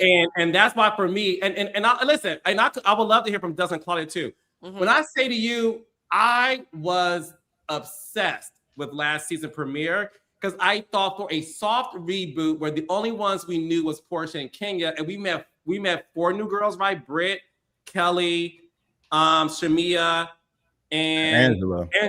Angela, yes. I felt that one episode made me aware of everybody, but I will say this. The smart thing they did last season was slowly give us Angela. So that's why I hear what you're saying for sure. Yeah. And again, I'm saying the episode was solid. I would have preferred that K. Michelle and Pinky being new. Let me know who they are versus meeting them at a party, giving commentary on everyone else's situation. Thank you for mentioning Angela, because I think because I fell in love with Angela, I feel like we're going to fall in love with or watch things blossom in a way that might make... I want the pilot to not be the best episode of any show that I watch. I don't like shows where the pilot is the best thing. And I feel like last year, the pilot was the best episode, in my opinion. You do? Let me tell you, there was a point where they almost lost me forever. By the time Kenya left and all that other stuff happened, I was like, they almost lost me in the middle of the season. I almost feel like this year's going to be a grower, not a shower. And I like a grower, not a shower. Well, I think that it's better to lose them halfway than to start off with a dud. And I feel like, okay, in radio, right? They say, get to the point fast and hook them. So we at least have them back for the next episode. So I hear what y'all both saying. And it's definitely valid points, of course, which you're both saying. But like, I'm seeing some people in the comments saying, no, I already feel like I'm checked out. Now, I did notice with this episode, I was like last season, I was locked in. I didn't get up from my couch the entire time watching it. This time, when it was playing, I got up, went to the front, went and got me some dark chocolate in the pantry. I opened the door. Oh, that's where he be at? He be in the pantry? Not yet, but hopefully soon. Okay. K. Michelle will bring them back. I'm sorry, I believe in K. Michelle too much. If y'all leave, she will bring you back into the room. No, there was a missed opportunity here, y'all. So much on like what she may or may not like. I feel like they missed major opportunities. K. Michelle and Pinky being sorority sisters, right? Like, make a big deal out of it. Like, I feel like they could have made it more exciting. Like, I watch it like, oh, that's it? Oh, all we saw was a party, really. Like, we didn't really see anything except a long-ass party. That was, first of all, they're new cast members. K. Michelle and Pinky Cole are new to the show. They have to be established and give us a starting point for us to follow their story. And the missed opportunity here was that they both have dynamic personal stories. I'm with Carlos 100% on this one. K. Michelle should have had an entrance scene that we remember. Remember how Garcelle got that on Beverly Hills when she walked in that black and white shit? You know what I'm saying? We should have had an entrance scene for K. Michelle. Pinky Cole literally has a business empire. We should have been in her stores and we should have seen both of them at home. We should have been introduced to both of their husbands in the kitchen. We should have had a kitchen scene. You know what I'm saying? We should have established them, because now we got to play catch up and hitch our wagon to the hope that there's interest because people are previously aware of other shit that they've done. Especially in K. Michelle's case, because she is using this as a reset. She talked in the first episode about wanting to be seen differently than she's been seen previously on TV. And we missed an opportunity to firmly establish that by showing her in a miscellaneous studio behind green walls. So I'm actually with Carlos on this 100%. K. Michelle deserved better. And to be quite honest, Pinky Cole did too. Those packages should have been stronger. And don't assume that everyone, not you guys, but Yeah. don't assume that everyone knows who K. Michelle and Pinky Cole are. There's white women who've never have heard of K. Michelle and Pinky Cole. They're, they haven't seen them. And so, like, I remember back when Carlos, when you were a producer, the packages to intro a new person, like you're showing photo shoots, things that they did at work. I remember my package. I was like, damn, it made me look bigger than I was. Like, that's what you do. Like, you have to introduce them with some kind of a razzle dazzle. And I just feel like K. Michelle's always a razzle dazzle, and she said that she's tired of. You know who she is. I know who she is, but I'm saying she made a point of saying repeatedly that she is tired of being seen as this one thing, and a part of me wonders if that's informing the reason why we didn't get what we were expecting. Those of us who do know K. Michelle, the razzle dazzle that we were expecting. I'm gonna be honest. I'm a funny girl. Sometimes I'm tired of the yuck. Sometimes I don't want, because I feel like I'm being turned into a clown, right? When you're always known in a certain way, and this is an opportunity for you to be in Atlanta, the place where you being known that way has broken your heart repeatedly, you might actually want to get a chance to do a reset. I might not actually want those white ladies to see me the way that you guys are expecting. I might actually want them to see me like a regular human being interacting, and then see my story envelop. And so K. Michelle's reputation preceding her might actually be why she wanted something that was a softer landing to start off with. Well, I get that, but there wasn't even a package. There wasn't even like an intro package. It was like just the package part. I agree with. Yeah, he showed up at a party. Oh, who's K. Michelle? Now they got to go Google, and now they are going to go see the stuff that she didn't want them to see, as opposed to introducing her, launching her with a better intro. Businesswoman, singer, newly married, newlywed. They don't have to even mention the love and hip hop stuff. They could show her in the studio. They could show her getting an award. They could have shown her doing she's done. Yeah, K. Michelle has done so much outside of love and hip hop that, and that's the reason why. Listen, I just wanted, because again, and what I will say is, because we know what people were saying before we saw the episode. I personally, and maybe it's personal, it ain't. Because I'm like, no, it ain't. It's just me being a viewer. I wanted to see this country singer blow the socks off of a new audience who has never heard of her. I never assumed people heard of me. I don't walk into rooms thinking everyone knows me. So I never come in with trying to be emo by myself. But that's why I shake hands, I introduce myself, because I want people to meet me for the first time as who I am. And again, I thought it was solid. My only notes were I wanted more personal story. And listen, I'm gonna keep it a buck with this one. And let's get into it. Let's get into the episode. First of all, Porsha's situation with Simon. I will agree with you guys 1000%.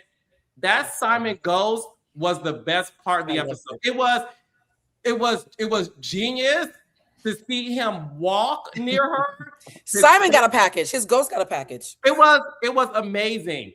With that being said, if you're gonna give me that, which I loved, and I want more of that throughout the season, let me understand where Porsha is right now in that situation. Yes. Yeah, the producing wasn't good. I'm sorry. They need you back. The producing, it was not it wasn't good.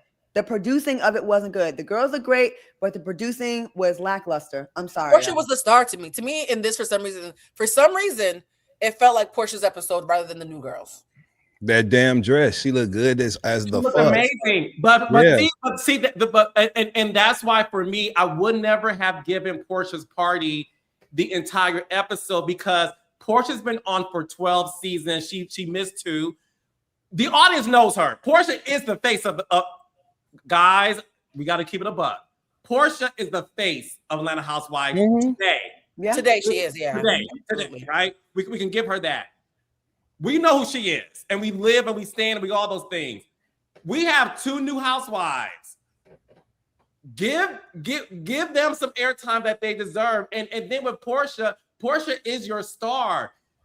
All we knew last season was the gravity of what this woman went through with Simon. And I would have loved for her to say in verite for the audience may not know that means in scene. I would love for Porsha to say in scene whether it's with Dennis, whether it's with her mom or whomever, like, I survived hell last year. And guess what? I'm gonna date women, men, anybody. Like, I'm ready to date. So that important. Listen, I'm gonna say it and whatever. So that when we do see this man who has been on reality television and acting and all that stuff, if Porsha would have said in a scene with her mom and her mama Diana and Lauren, I went through hell last year. A bitch is single. Child may date women, a man. I'm dating whoever I want to. So that when we see the mystery of her date walking through the doors, as a viewer, I'd have been like, is it a man? Is it a woman? Is it a man? Is it a woman? And then when he walked in, I would have said, okay, Porsha, bitch, we would now understand this ain't for a long time. It's for this time. Yeah, there was no setup, and again, it just missed. It made everything feel miscellaneous. Even though the show felt complete with the cast, everything was kind of just thrown at us in this episode. Now that we're actually breaking it down, they should have introduced Pinky in episode 2, given everybody in episode 1 formal packages, seen everybody at the crib type shit. We could have still had an all cast, but we could have just had Pinky show up and maybe not be mic'd per se or give any confessionals, but just be at the dinner, then introduce her formally in the next episode. But we ain't producing this show. I have an epiphany from what Dustin just said and what Carlos just said. I feel like the reason why I'm okay with the pilot episode of this season is because it feels like the end of last season that we didn't get.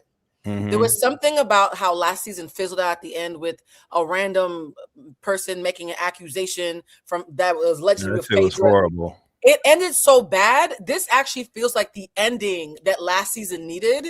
And for me, it's almost like next episode is going to be when we get all the stuff that you guys are mentioning.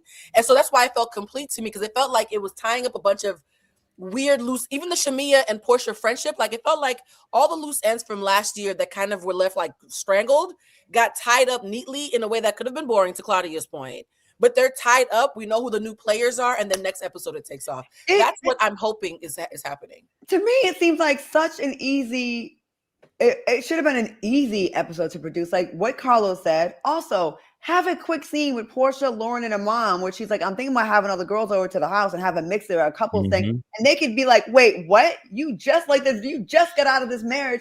They could have like built it up a little bit where it's like a whole thing, like a struggle, like make that be a thing. And then they kept commenting on how dope our house was. They didn't even show it all. Yes.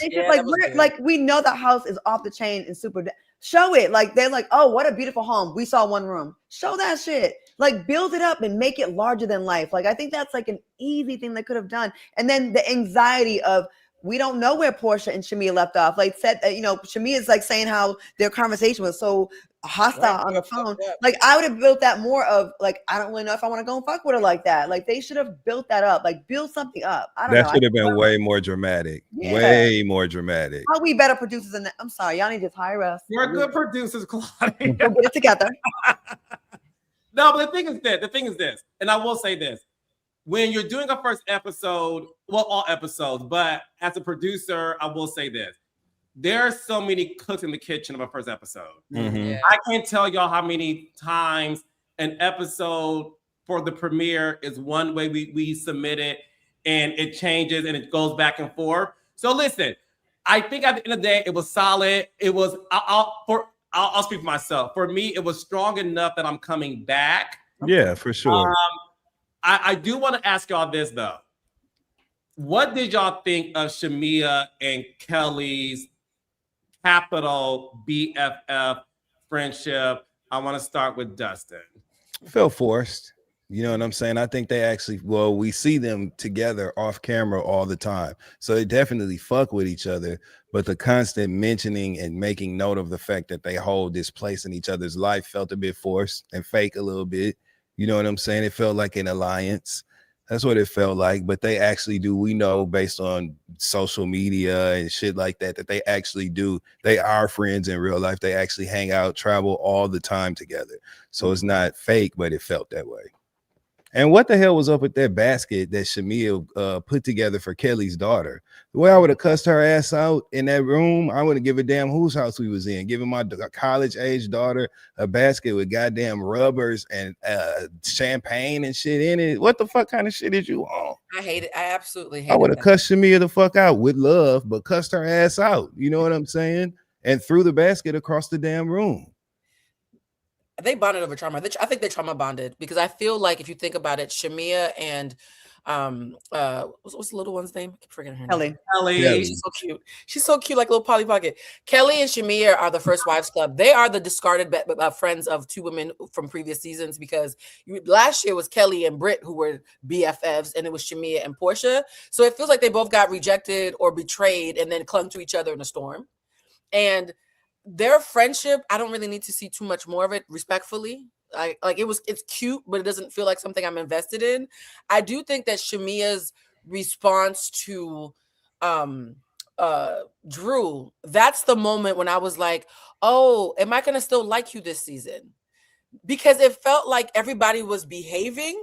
To Claudia's point about it being boring, everybody was behaving at the dinner table. Even K. Michelle was behaving, even though her and Charles Oakley were acting like Peter and Nene from back in the day. I saw a couple of memes about how the way that K. Michelle kikis with Charles, they're both with the shits. I hope that I care more about K. Michelle and Charles's friendship than Shamia and Kelly, respectfully, right?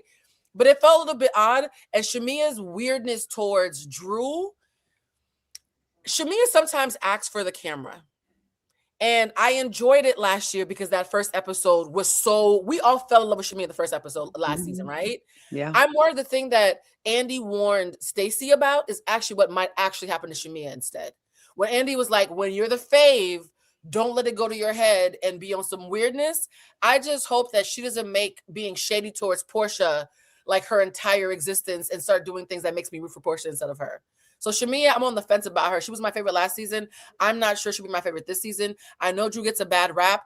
I'm actually more excited about seeing how Drew goes toe-to-toe with K. Michelle because K. Michelle is formidable, but so is Drew. People always count Drew out, and she always makes it. I want to see how she survives the K. Michelle storm. That's why I'm tired of Drew having to fight all the time, though. It's other shit. That's why I was so disappointed to learn that K. Michelle and Drew had a conflict later on in the season because I would have rather seen that energy directed elsewhere, but things happen the way they happen. Drew and Shamia both was throwing shots that entire dinner. I can't even remember who started it first. I was watching to also see the origin story of the K. Michelle versus Drew beef, and even though they were both throwing shots in their confessionals, when in K. Michelle's first scene when she was with Porsha, she did make a face when Drew's name was brought up. I don't know what happened prior to that. I don't know. Yeah, I don't know what order they shot it in or none of that shit. So I don't know if that was motivated by something that happened earlier, but that was the first thing that I saw that indicated a problem between the two of them. So I don't know. I just wish, to me, it's a lazy play to beef with Drew on this show. And sometimes the one-sided beef starts off because you have little conversations with other people that are on the show, and you kind of be like, we can just, you give them ammunition to like kind of go at someone. Because I'm like, what was the relationship between Drew and and K. Michelle to have that? And it seemed cordial at the dinner.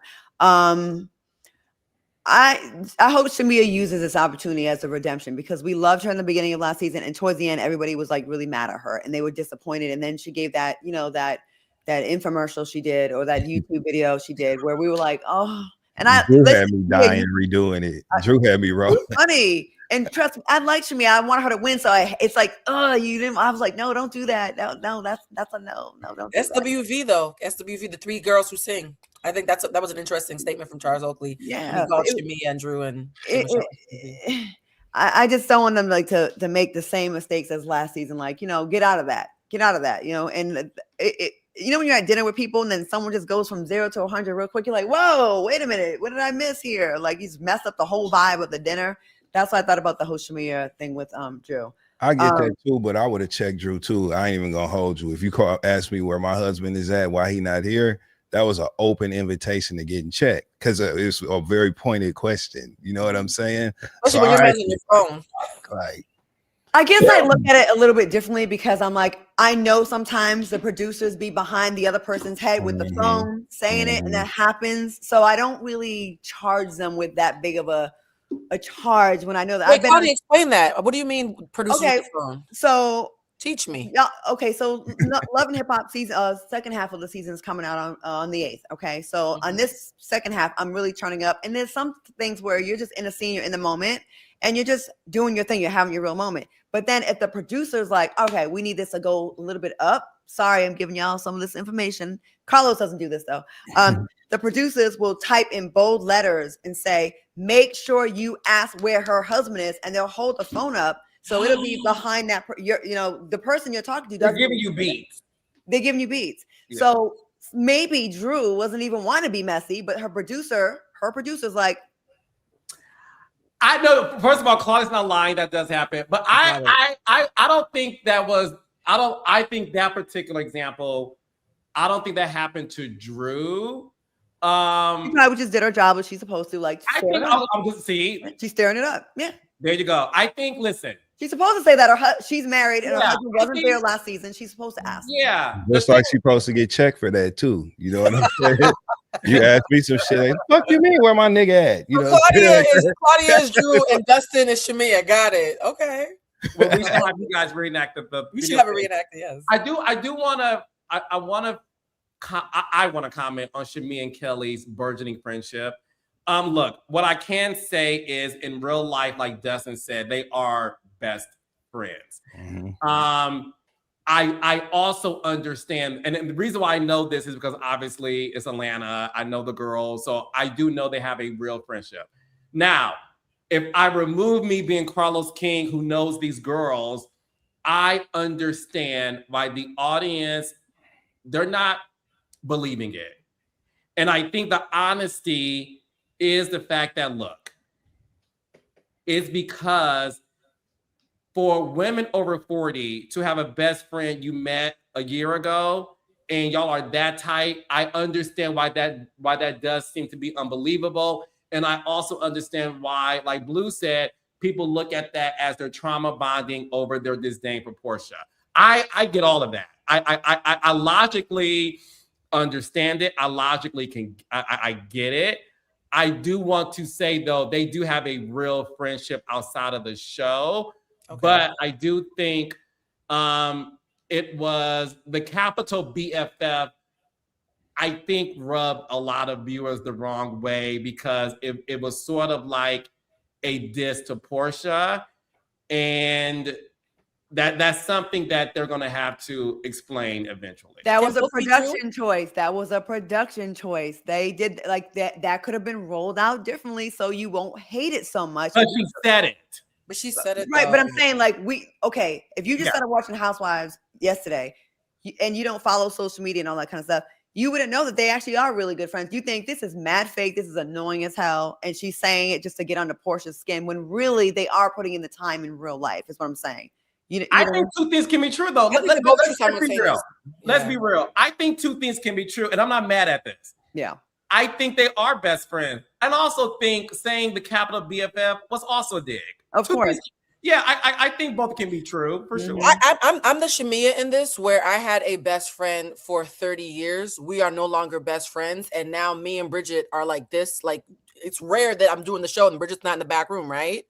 I still don't go around calling her my BFF because I know there's 30 years of somebody knowing somebody else is my BFF, and it might feel like a dig. And that's in real life. That's what no cameras. I recognize that word, Blue and somebody else, was attached to that word. And so I don't call her that because it would feel funny and it would feel like I was taking a dig at him. So if I know that in real life and you have a whole camera crew in front of you, I'm sorry. I think it's both things. I think they're actually BFFs, but I think the choice was also a dig. And I'm saying it as somebody who's been in this situation. That's why I call like 5 people my best friends. So then if you see me with the other one, you don't think I'm being fake. But I've been saying this for at least 4 or 5 people. And also think this, when we learned based on Shamia miming that her and Porsha had a nasty exchange after the reunion because Shamia said, although she was obviously there present at the reunion, she watched it and she heard things Porsha said that she didn't clock in the moment. And she said that her and Porsha had a very nasty exchange towards each other, which is why I understand once again why people really just don't believe this friendship is based on we just happen to be, we have a lot of common versus I don't have my best friend of 30 years anymore. And it ain't Angela Oakley, it ain't Drew, it ain't Phaedra, Cynthia's cool, Britt's gone, Kenya's gone. Hey, you want to be my best friend? So I understand why people will say that. Well, I think that if Shamia had walked in Porsha's house with a stank ass attitude and sat down at the table and while they were talking at the table, once somebody asked her what was wrong, been like, I just want to know why I'm here. Porsha, you know what the fuck we just texted about? Then we would have had a show on our hands. You know what I'm saying? So the following the energy thing that Shamia is doing is what she needs to stop doing. You spend a whole season explaining your behavior of why you move one step behind Porsha to protect your friendship or whatever, and look where that got you. Shamia walked in that dinner her body looked incredible. Shamia is pretty as fuck. She looked good as fuck. She came in that dinner. She should have had an attitude and sat down at that table and demanded some answers from Porsha. That excuse of what's between me and Shamia is between us, and I'm not gonna answer you, Kelly, that should not have flown. And I don't know why anybody on that couch let that fly.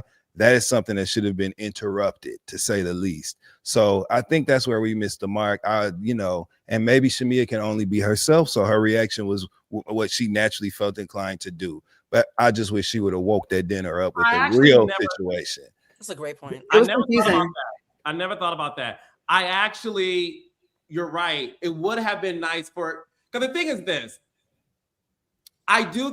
in the words of Claudia Jordan, hey producers, if I can kind of see what the producers were doing, and I'm not mad at it, I do think they all had to say, because I deal with this on Belle Collective and Huntsville, where the cast is so disjointed that you don't want to start this season off in a bad place because you want everybody to go to this all cast event.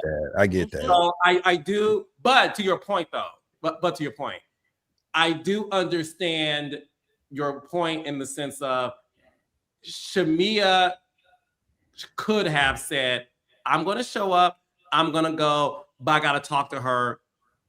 I would have showed up and be like, this would have been me if I was Shamia. Hey, I'm outside, Porsha. Yeah. Can you meet me at the door? Force me at the door. Hey, so before I go into your house, that's your sanctuary. Yeah, you got some unfinished business. 100%. Yeah. In the same vein, Los, as when Bowles was introduced on Beverly Hills and Dorit had a stank ass attitude in that big circular hat, and she let Kyle's ass have it at that party, and it established their feud for the season. That's all we needed from Shamia. Shamia got to get some respect. The viewers are having trouble respecting her in her conflict with Porsha because she's being a doormat, and we're tired of seeing that. Shamia, stand up for yourself, baby. That's why the BFF. I think you're just showing her character, right? Because your character is what makes us believe you or not. If you're the kind of person who's going to talk big shit but act in a way that we might see as cowardly when you're in the lady's face, and can I be honest? Is it possible that they did bond over Shamia and Porsha not being cool and became real BFFs? Maybe. Yeah, it's possible. Like we're putting the chicken before the egg. I know people who bond over having a shared enemy. So in my mind, I don't think the audience got it wrong just because they hang out in real life. Because Sharia's character is a little cowardly. And that's why she's starting to lose me in the same way that Stacey got us on her team because she was not a coward.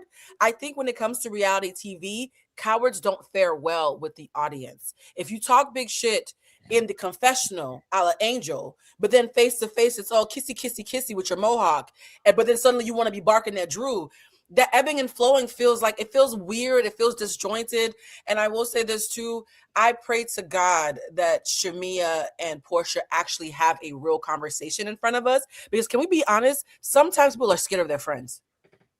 Yeah, I think for sure. I think people are scared of Porsha the same way some of the girls are scared of Giselle. And the whole episode felt like a Kiss the Ring pilot to me.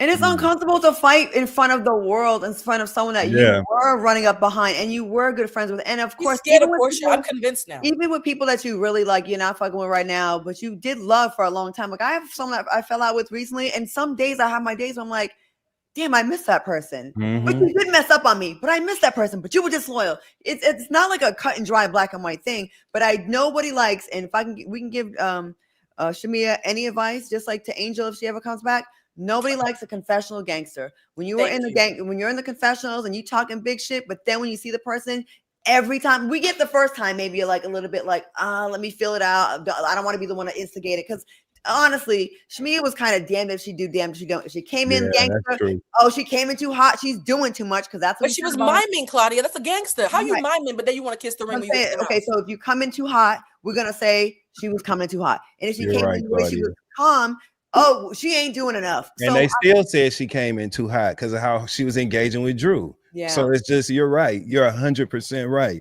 She's damned if she do or she's damned if she don't. So we then have stay damned. Then be a gangster the entire time so I can clap for you. We have no choice but to just hope that she could be like, okay, second or third episode, wake it up. Like maybe, okay, I don't want to come in hot in your house, but we need to have a lunch and let's talk. Because we are going to be in the same group together. You did say fuck you in the group chat to me, but let's address that because now we can set the tone of how the rest of the season is going to go. Like I'm on what you on. What we doing? Yeah, no, all of y'all made very strong points, and I do think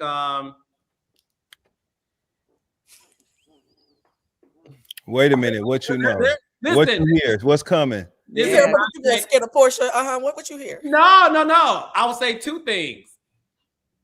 Shamia, from what I'm hearing, Shamia is going to do everything y'all said.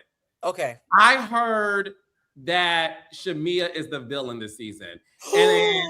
and Phaedra and Angela Oakley, which was so weird that they did a dual press tour, but that's another conversation for another day. They did a dual press tour. It was just those two together on a couch. And they both said something in regards to Shamia being the one that kicks off the drama. So I think Shamia is going to do what you guys are saying, which is leave this Pollyanna act and saying, fuck it, let's go.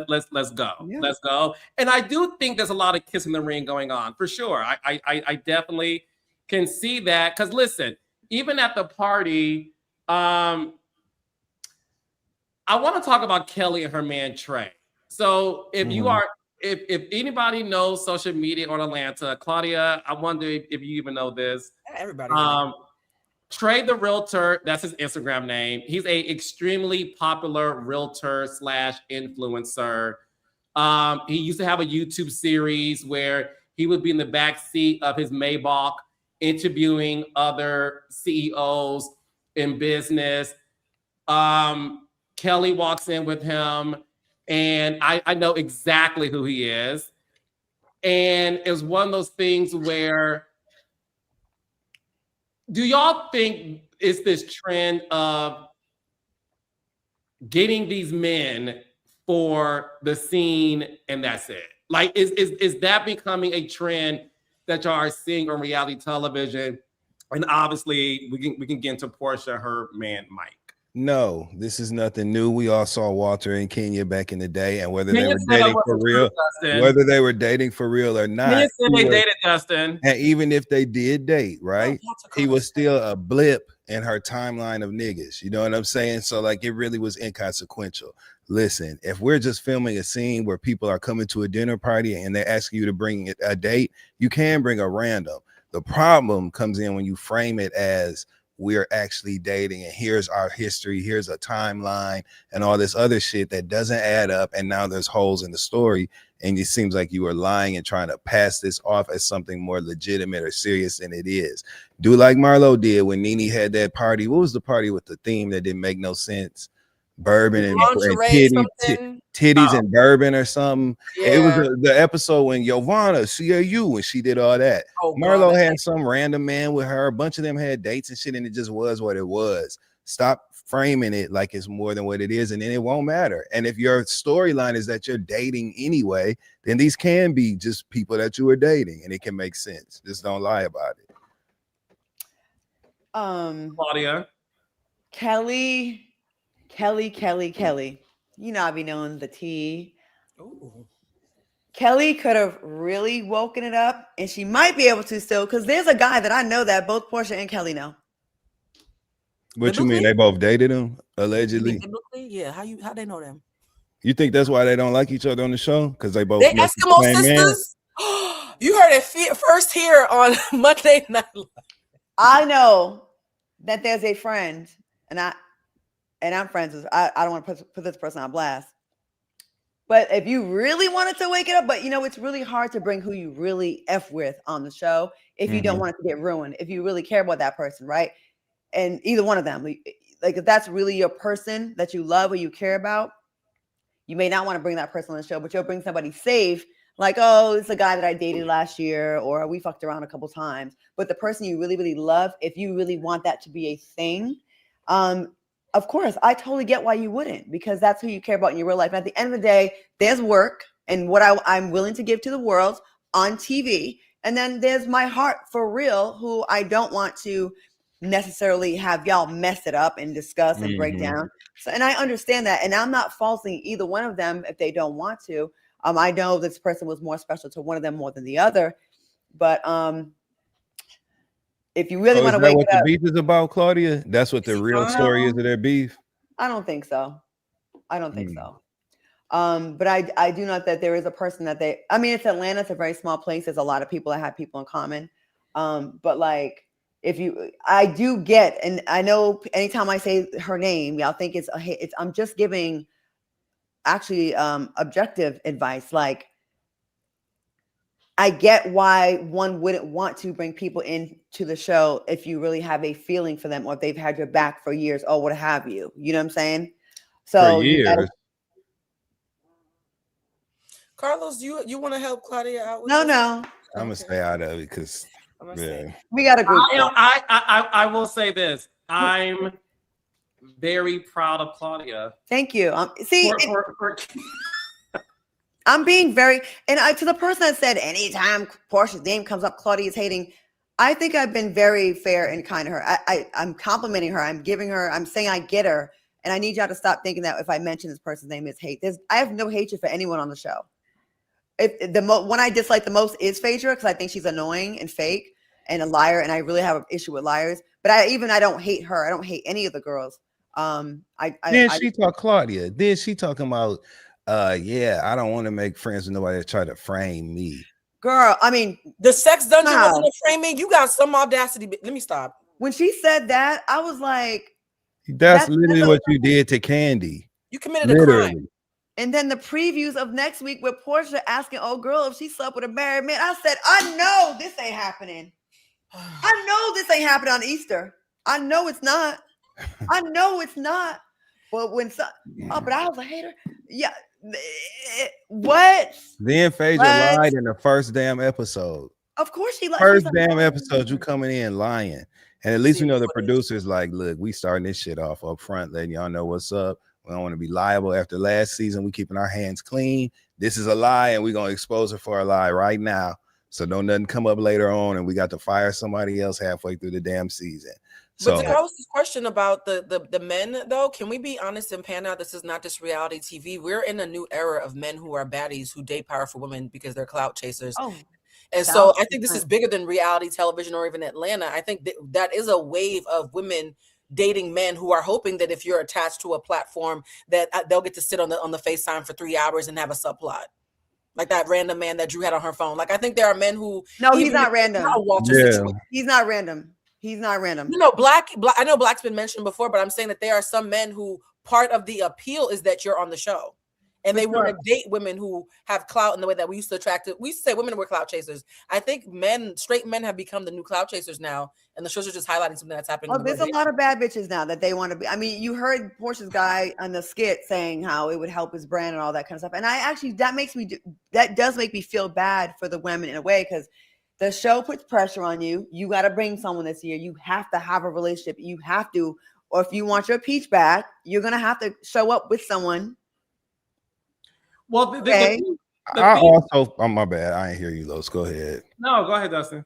No, I just like, to me, yes, I agree with you that it's mad weird for a dude to do that. But at the same time, like a rich, successful man that was famous or powerful, that was a goal for some women for a time. So maybe now it's guys that have a goal, which... Oh, it is. Yeah, you're right. You know what I'm saying? Maybe it's the same exact thing. Like, I don't know. I like to be the person in the powerful seat. So I don't know. But like, you know what I'm saying? Maybe that is what, I don't know. Maybe that's a new category. I can't relate to you, baddies, because as women get more and more power, which I personally love and want for, I believe women should be running shit, real talk. So as women become more and more powerful and shit, maybe this is a new relationship structure.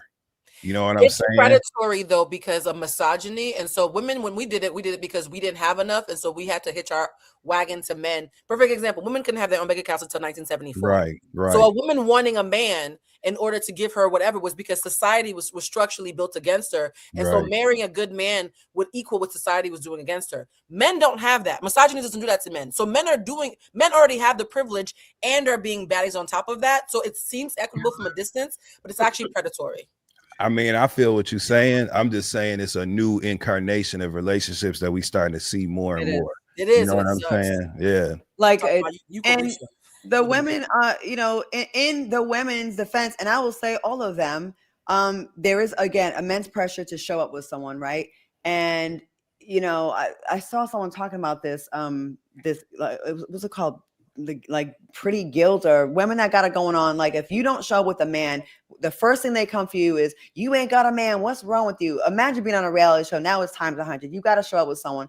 And then, you know, these women are ballers. They're all making great money. Look at Porsha. She's in like an $8 million house, whatever it was. Like, that is a huge, like, she's up there. So a lot of times, if you're going to wait around for a guy that's doing better than you, you'll probably be waiting until you die. So and then a good looking guy that's willing to do some scenes with you and make you like look like, you know, you're desired. She's desired, but like make you look like you're in something for a show.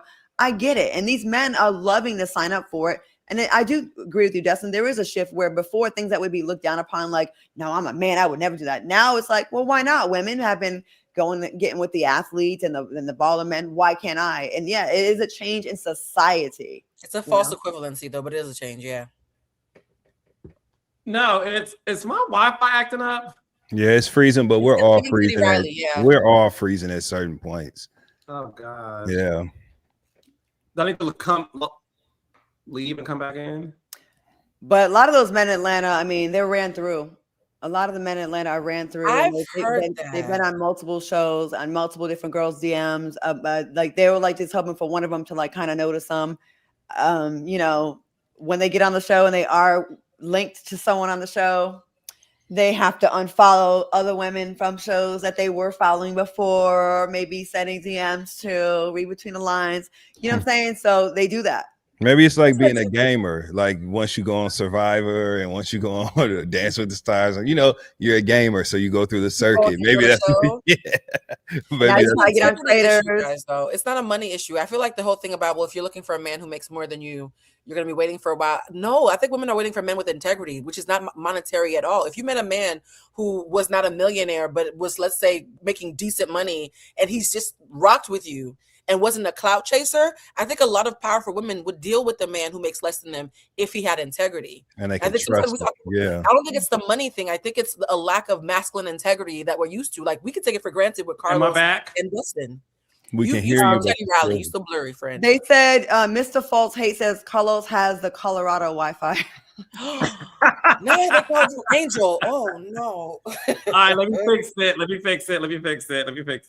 To your point, Blue, one of my best relationships was with KJ. And again, we're not together anymore. We're just really good friends, but he didn't make as much money as me, but he had the utmost integrity and he was very masculine, even though he wasn't wealthier than me, but he had all the things. Like he had a bigger house, he had the cars, because he worked hard and he wasn't like a flashy guy. He could give a shit less about reality TV. But there's a lot that's sexy. But we don't really see a lot of that anymore. See, that's sexy. I think men are using money as an excuse for the lack of integrity. If you have integrity, sit on that rather than your wallet. A woman will want you. But if you're a guy who's broke and you ain't got no integrity, pick a struggle. It can't be both. Atlanta is a lot of that going on. So yikes. And a lot of baddies, bad bitches down there. And the bad bitches are not women. A lot of bad bitches down there. The baddest bitch you know in Atlanta is not a girl. That's what I keep hearing. No. Go get KJ back. Yo, first of all, I might even have a boyfriend right now. I don't, but I might have, no, I'm saying like they are so quick. They'll say they're always, whenever I mention his name, they're like, go get KJ back. Because you say positive shit about him, and that's a good thing. You know what I'm saying? And that's the one I met. I love that, so I can vouch for her. I really liked him, Claudia. I'm sad that you guys are together. I mean, I'm on my business, but I really liked him. Really liked him. I did too. I try to have healthy breakups unless you screw me over and go get engaged to somebody else right away after you talk about getting married. Then it's gonna be a little bit weird. I mean, but he wasn't like that. That's why he's still your boy. But again, further to Blue's point, you trust him. Yeah, you know what I'm saying? That's what it's about. Totally. Yeah. Definitely. I would never have a man on the show, though. I would never have my boyfriend on a reality show ever. Oh my God, we did that show, and like one scene made everybody think that he didn't think I was sexy. We were going through. Listen, if you've ever been with someone for some years, you go through ebbs and flows where you're all over each other sexually, and then sometimes we're like, it's feeling like brother sister love. The week that we did therapy, it was feeling like that for us. So in therapy, he admits that we wasn't like feeling sexually attracted to me. I wasn't either, but I didn't say it because I know reality TV. I told him just blurt the shit out. He said it, and now forever it's like your man didn't even want to fuck you. I'm like, trust me, that's not true. I can vouch for Claudia. That man looked like he wouldn't take her to the room. Absolutely, that's not true. Yeah. I'm back. You back, man? Welcome back. Wait, did you unbutton a button? Your titties seem like they're more pronounced than when you left. That's what made the Wi-Fi go out. He opened his curtain, and the Wi-Fi went crazy. It got lower when you came back. Okay, so sorry about that, guys. Okay, so what did y'all think about? We touched on a little bit last week in terms of Phaedra and Angela. What were your thoughts on Phaedra and Angela in general this premiere, starting with Blue? Oh snap! Okay, I'm Team Angela. Phaedra has been reheating her own nachos since her little thing last season and into this season. I don't even need Phaedra there anymore, to be perfectly honest. I think she's superfluous. Look that up. So that's another angel word. I think Angela is a star. I'm Team Angela on all fronts at all times. So I'm biased. I'm gonna just say it up front. And also, Phaedra ass came in lying like a damn rug again. I hate liars. You know what I'm saying? It's coming in talking about she had it, and then even her answer. So, did you see the tapes? Well, I did ask for tapes to be reviewed, yes, but I haven't seen them. No, lying all the time once again. And so, of course, we on Angela's side. Plus, we like Angela better. Angela's authenticity is what made her that slow burn that Blue spoke of earlier that we loved so much because she was just real. And that's why we fuck with Angela Oakley. So for me personally, Angela all day. And she looked gorgeous the whole episode, by the way. That scene with her beautiful daughter who looks just like her. Gorgeous. They look gorgeous out there on that patio doing rich nigga shit. I love that personally. You know what I'm saying? I love it. Where's Angela from? Chicago. Okay, because people from like Detroit, Chicago, that area, y'all got something in the water. I realized I fuck with y'all heavy. When there's people who are from like Detroit or Chicago area, they tend to be my face type and know where they're from. Yeah. Yeah. They have Claudia. Phaedra, to me, in my opinion, is so jealous of Angela Oakley's entire life. She has a life that I think Phaedra wants us to think she has, like how Phaedra's always like, I'm in the rooms. Are you? Because we see on Angela's Instagram that she's actually in the rooms. And that goes from sports to entertainment, Hall of Fame inductions, political events. I mean, Phaedra gets some things here and there, but it's not the same. My friend's a lawyer, was with a lawyer down in Atlanta, and she said there was some event that Phaedra was filming, and she got some award for a lawyer for the cameras. And she said everybody was snickering and laughing in there because they don't look at her as a real lawyer. And like I've already told you time and time again, my lawyer represents Bobby Brown now. And he said every single time he went to court and Phaedra represented him, he ended up in jail.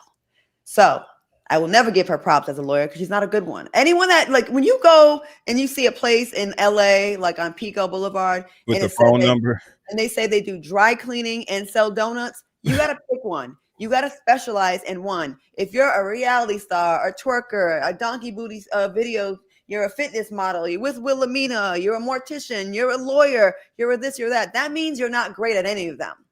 You know what I mean? Like a jack of all trades is a master at none. Now you can do several things and diversify your bonds. You can, but when you have all those things, like those are all serious things. If you're an attorney, you're really focusing on practicing law, and then you're a reality star. But like having like 10 things and being like, I have jobs. Yes, you have gigs because you're not that great at any of them. You're not that great at any of them. I think she's extremely jealous of Angela Oakley, the way she comes for her, the way she unnecessarily came for her last season, the way she's like, I think she's so on Charles is like, she would love that situation. She would love that situation. A grown man, age appropriate. She coming there with this guy looking like he's fresh out of college. It's giving fake. It's I don't know. The Phaedra of yesteryear that was a good reader and funny and good. I think it's a waste. I think it's a waste bringing her back, and I think it's a waste of money having her there. Honestly, I do. Sorry. Carlos, you okay? Yes. The views expressed by Claudia Jordan, aka C. Murder, are not those of Monday Night Live or Carlos. I don't know about Blue and Dustin. I agree with all of that. I agree with everything. No, I'll say, okay, the thing is this, as we're nearing towards the end of the episode, you know, and I said this in nauseum, and I'll keep saying it, you know, there's a new housewife called Rhode Island. Mm-hmm. That Claudia, if you haven't watched it, you should watch it. Same for you, Blue. I've Claudia, seen it. Yeah. Dustin, I know why, because Dustin texted me, was like, bro.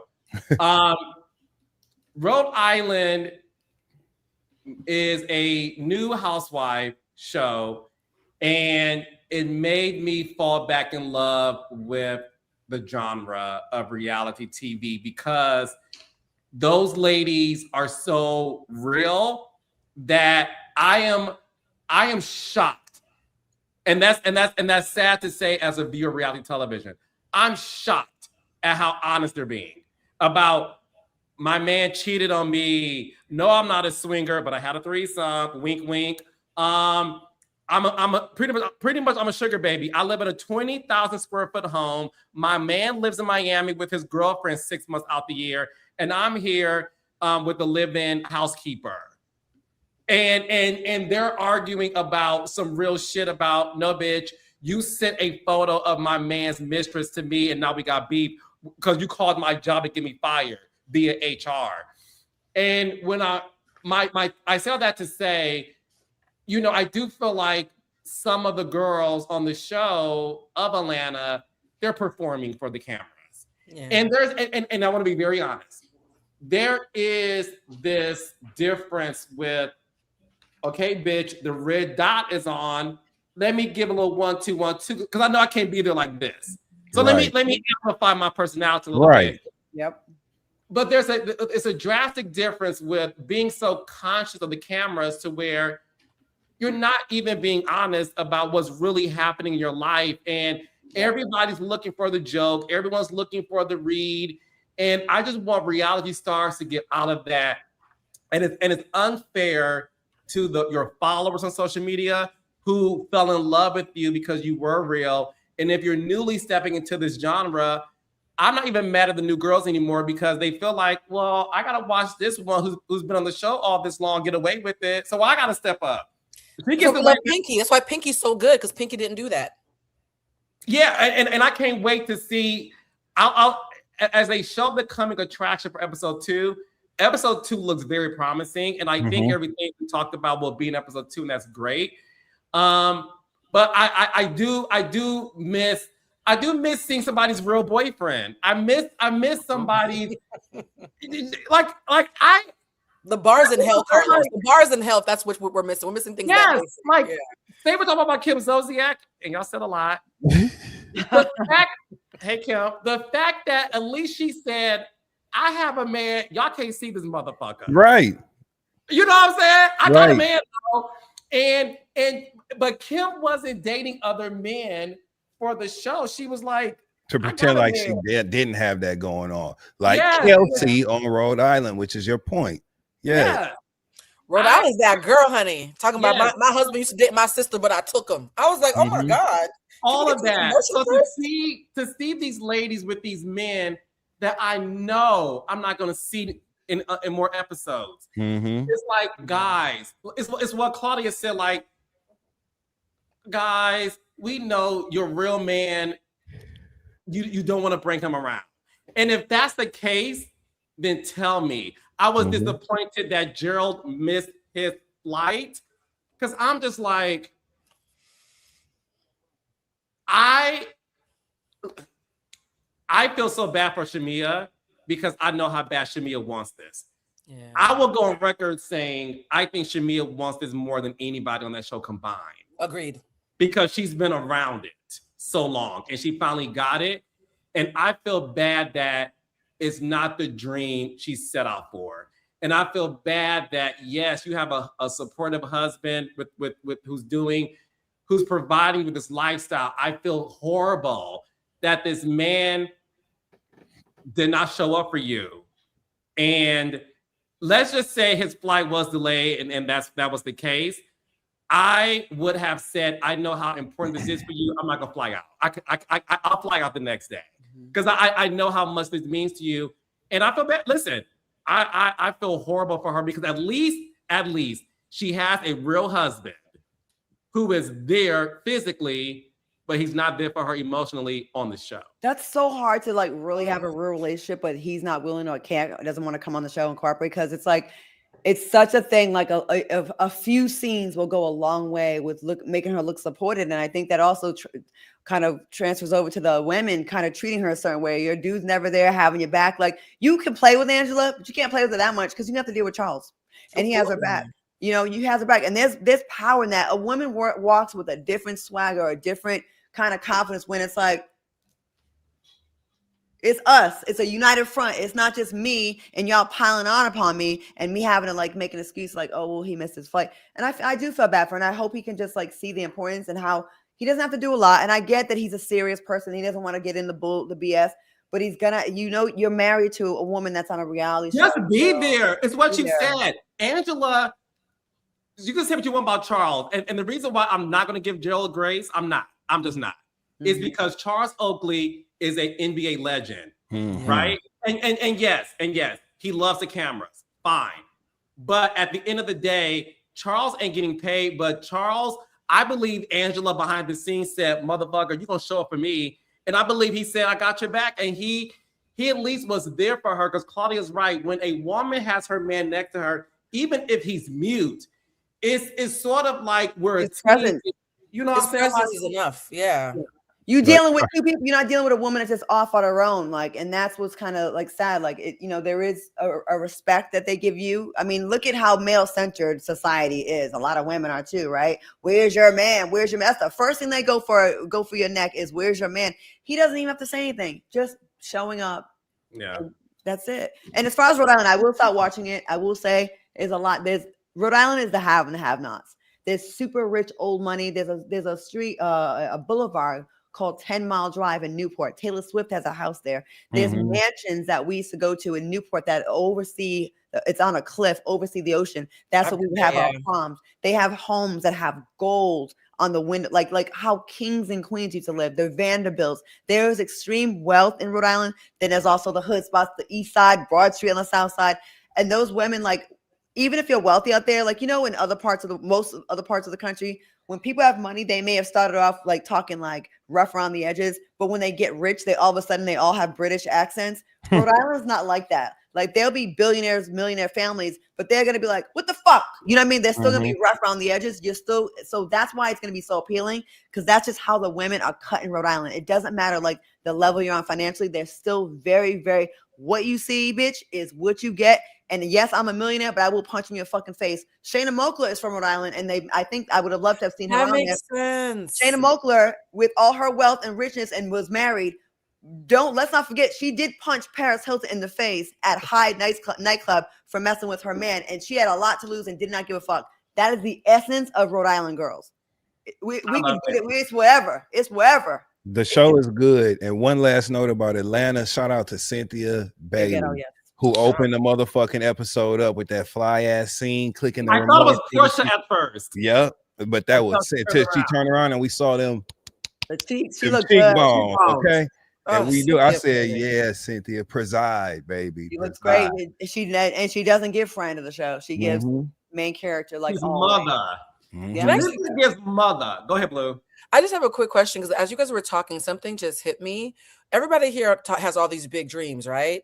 Imagine that you are dreaming of something happening and you get a first season where you're doing really great on whatever show, whether you're on Broadway like Dustin or you're doing a biopic like Claudia or Carlos done had his 50/11 show do well.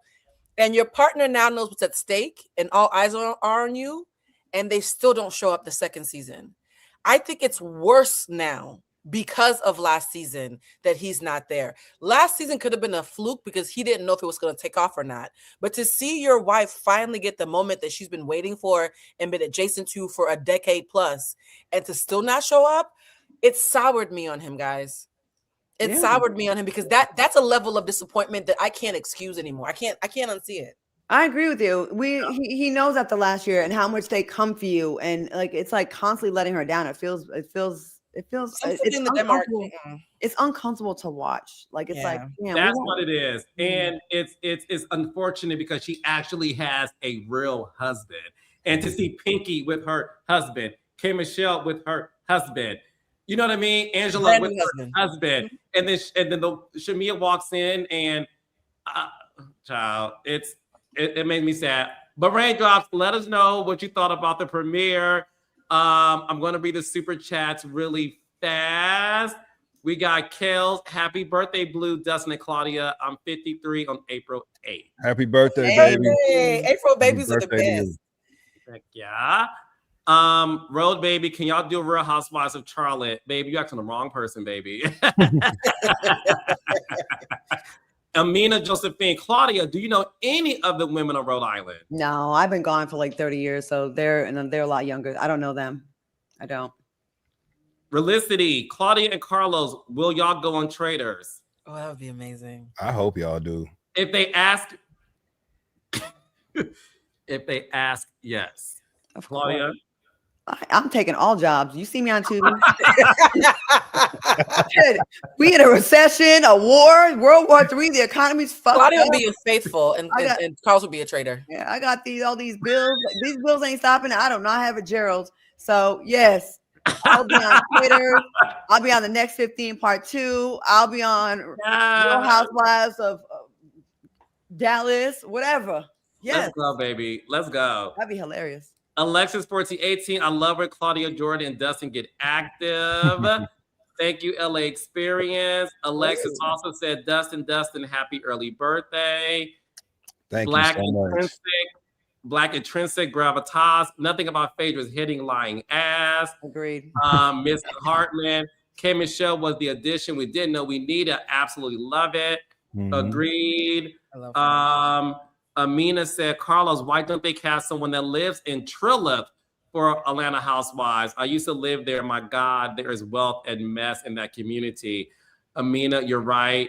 And casting Atlanta's hard because, listen, the women who want to do it, their husbands say no, and the women be like, I can't because of my husband. And then the other thing, a lot of the ones who have like wealth, they don't want to be filmed. Quick question for you, Los. During your time as a producer on Real Housewives of Atlanta, speaking of those women who would do it, but their husbands say no, did you meet or pass up any flat out stars, people who you knew they would have been the next whoever, but their husbands wouldn't do? Do we know any of these women at all, or were they were completely unknown but just stars? It's a great question. One y'all know. Can you give us a hint? Or you cannot? She's still relevant. Oh, thanks, Los. Damn. The fuck? I mean, she's still doing things. And what kind of things? You said what? What kind of things? Was it Tammy Roman? No, it wasn't Tammy. Tamar. No, Tammy man would have done it. He asked, was there a woman we really wanted, and her man said no. She was like, I can't do it. There was one season 9. We wanted somebody season 9. I spoke to her ad nauseum, and she wanted to do it, but she was. Was it Tiny? It wasn't. I'll say this much: it's not somebody who's a household name. Oh, okay. But it's somebody that we in the culture. If I said her name, y'all be like, oh, okay. Okay. Politics, maybe. Let us know in the group text. Yeah, please. Andrea, for the first time, I felt they found someone to fill Nene's shoes with K. Michelle. Hold on, Harpo. Yeah, y'all doing too much. Angela, Pinky, and K. Michelle, best new addition in years. I agree. But K. Michelle is going to be good. I do. The second sentence I agree with, yeah. The Mel B, this season of RHOA, my only thumbs down is Phaedra. Meh. By the way, Cynthia's aging backwards. Mm-hmm. Thank you, Libby. Also, Libby, if Drew can perform on the show, Kay gonna show us her craft. I hope. I think we'll get that for sure. C Gillespie 160. Can we talk about Claudia on Love and Hip Hop Miami giving Mother Teresa? Oh, is that what y'all think? Because actually, Miami Love and Hip Hop Miami comes on April 8th. So Claudia, on Mondays, we will recap one of your scenes. Oh shit! Oh, yeah, okay. hell yeah. Yes. Do we have consent, Claudia? Do we have consent? Of course. I Okay. just want to give y'all a disclaimer. I was a little out of pocket, so y'all gonna be like, "Oh, you was out looking down your nose." Yes, I was ghetto. Yes, I do drink. Yes, I talk shit. Don't yes, tell us no more. Don't No, give don't no tell more us. away. We want to go in fresh. yes, I did all the things y'all probably wanted me to do on Housewives. Okay. I can't wait, boo. But I have my friends back, so I will say one thing. You'll see how good of a friend I am. That's for goddamn sure. Can't wait. Mhm. April 8th, y'all, Love and Hip Hop Miami on BET. Big Cat 313, Charles showing us the hamburger. He always breaking the fourth wall. I did like that when he showed the hamburger to the cameras. I did love that. I love it. Oh yeah, Lauren looking like she heard K Michelle yodeling in the house. Lauren, Porsha's sister, looked amazing. With that big hair, she looked good as hell. That Diana Ross ass hair and shit, she looked good. Hell yeah. I was like, who's that? But she so was fine. So fine. LA Experience, we got a 30-minute open house party that wasn't able to film last season. Porsha. No, that is true. That's a good point. That girl, we should have seen the damn house. Go ahead, my bad. I didn't even think about that. You know what's so funny? You're so right. All of y'all were. I didn't even realize they didn't show like the house porn. Okay. They should have showed it because let Porsha shine, then show that dope ass house, and let Simon be mad in Nigeria. Mm-hmm. The ghost of Simon. Let him drop the punch bowl and go damn. He looks just like her. I wonder if she liked that edit though. I wonder if Porsha likes the Simon ghost edit. I'm curious. I can guarantee you she hated it. They should show it more often. I think every time they're in that house, the ghost should just go by. The Porsha I know for a fact she was annoyed by that. Not that I asked her, I'm just assuming. Hey Porsha, that girl Kate Denise, Charles and K Michelle together was hilarious. It actually was. Nene and Peter, I love it. It was. Jazzy Coco, I think Porsha want all the attention, hence what started the beef with Shamia last season. Bob Berger, it's time to admit Porsha and Phaedra aren't the anchors. Nene and Kenya are needed to really get the story going. Love them all, though. BBBB 5404, Ralph's still living under the stairs, and Claudia's cousin on her 3-hour dinner FaceTime with her friend. Child. Okay. We got Jason Cruz. Shamia miming Porsha's text message was funny as hell. Okay. We got a sponsor from Diddy Truck. Save time and money on your next truck rental nationwide with Dirty Trick. Compare prices from companies like U-Haul, Penske, and Budget all at once. Hashtag move smarter. Hashtag compare to save. I thought that's a Dirty Trick. So it says Diddy Truck. My bad. Diddy Truck. Diddy Truck. Okay, child. Yvette Boy, Shamia is a yuck too much. I'm not feeling her at all. Shamia is fake as hell. Yeah. That web. Weeble wobble. Weeble wobble. Thank you. That Weeble Wobble, aka Kelly, is also fake as hell. Stop bringing up Simone and worry about your ex-husband. Simon. Well, you spell Simone. Yeah, it's not your fault, friend. It's not your friend. Not your fault. Thank you. You know I can read. LA Experience. You can read. I'm getting too many. Well, this person can't either. I'm getting too many couldn't, wouldn't, shouldn't from the panel on episode 1. So we looking for something more. Yes. That sounds like somebody trying to type in AAVE. Who It's the giving fuck is cat in the you? hat. Right. Oh, Catfish the ass woodchuck, the comment. woodchuck, the woodchuck. I ain't even gonna go there, but you know who wrote that. Hi, Miss Rather See It on TV. Okay. Hey, she run it too. You're always there. I love you. K Michelle and Pinky should have had an intro scene, but don't think K Michelle should be set up to be the one only standout. We need an ensemble with real connections playing their positions with a couple of activators. Okay. Okay. That's a fair point. Queen Q Michelle. Hey, Blue, Carlos, and my Aries gang. Dustin, congrats on your successful shows. Thank you. Murder, loved you in Rockabye. And Doc, and it's my birthday Thursday, and I graduate in December. Would y'all do a cruise for the fan? That's actually on a boat with alcohol. We still waiting for our tour, so if we go on a cruise before our tour, I'm cussing somebody out. That's all I got. I mean, goddamn it's sitting out of pocket right now. Like we asked for one date in Miami, I think a year ago. You act like, and then Carla, hold on. Don't cut me off because you don't want me to speak and be heard. You trying to silence my voice? You trying to shush me up? Are you silent or were you silenced, Claudia?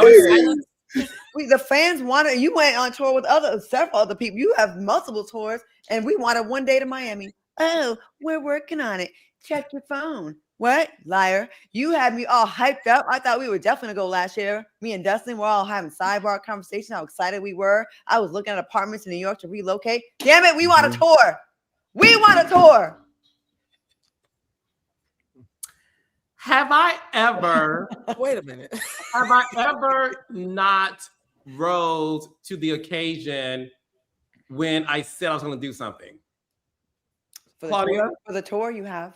No, bitch. You act like I gotta be a bitch because you lied.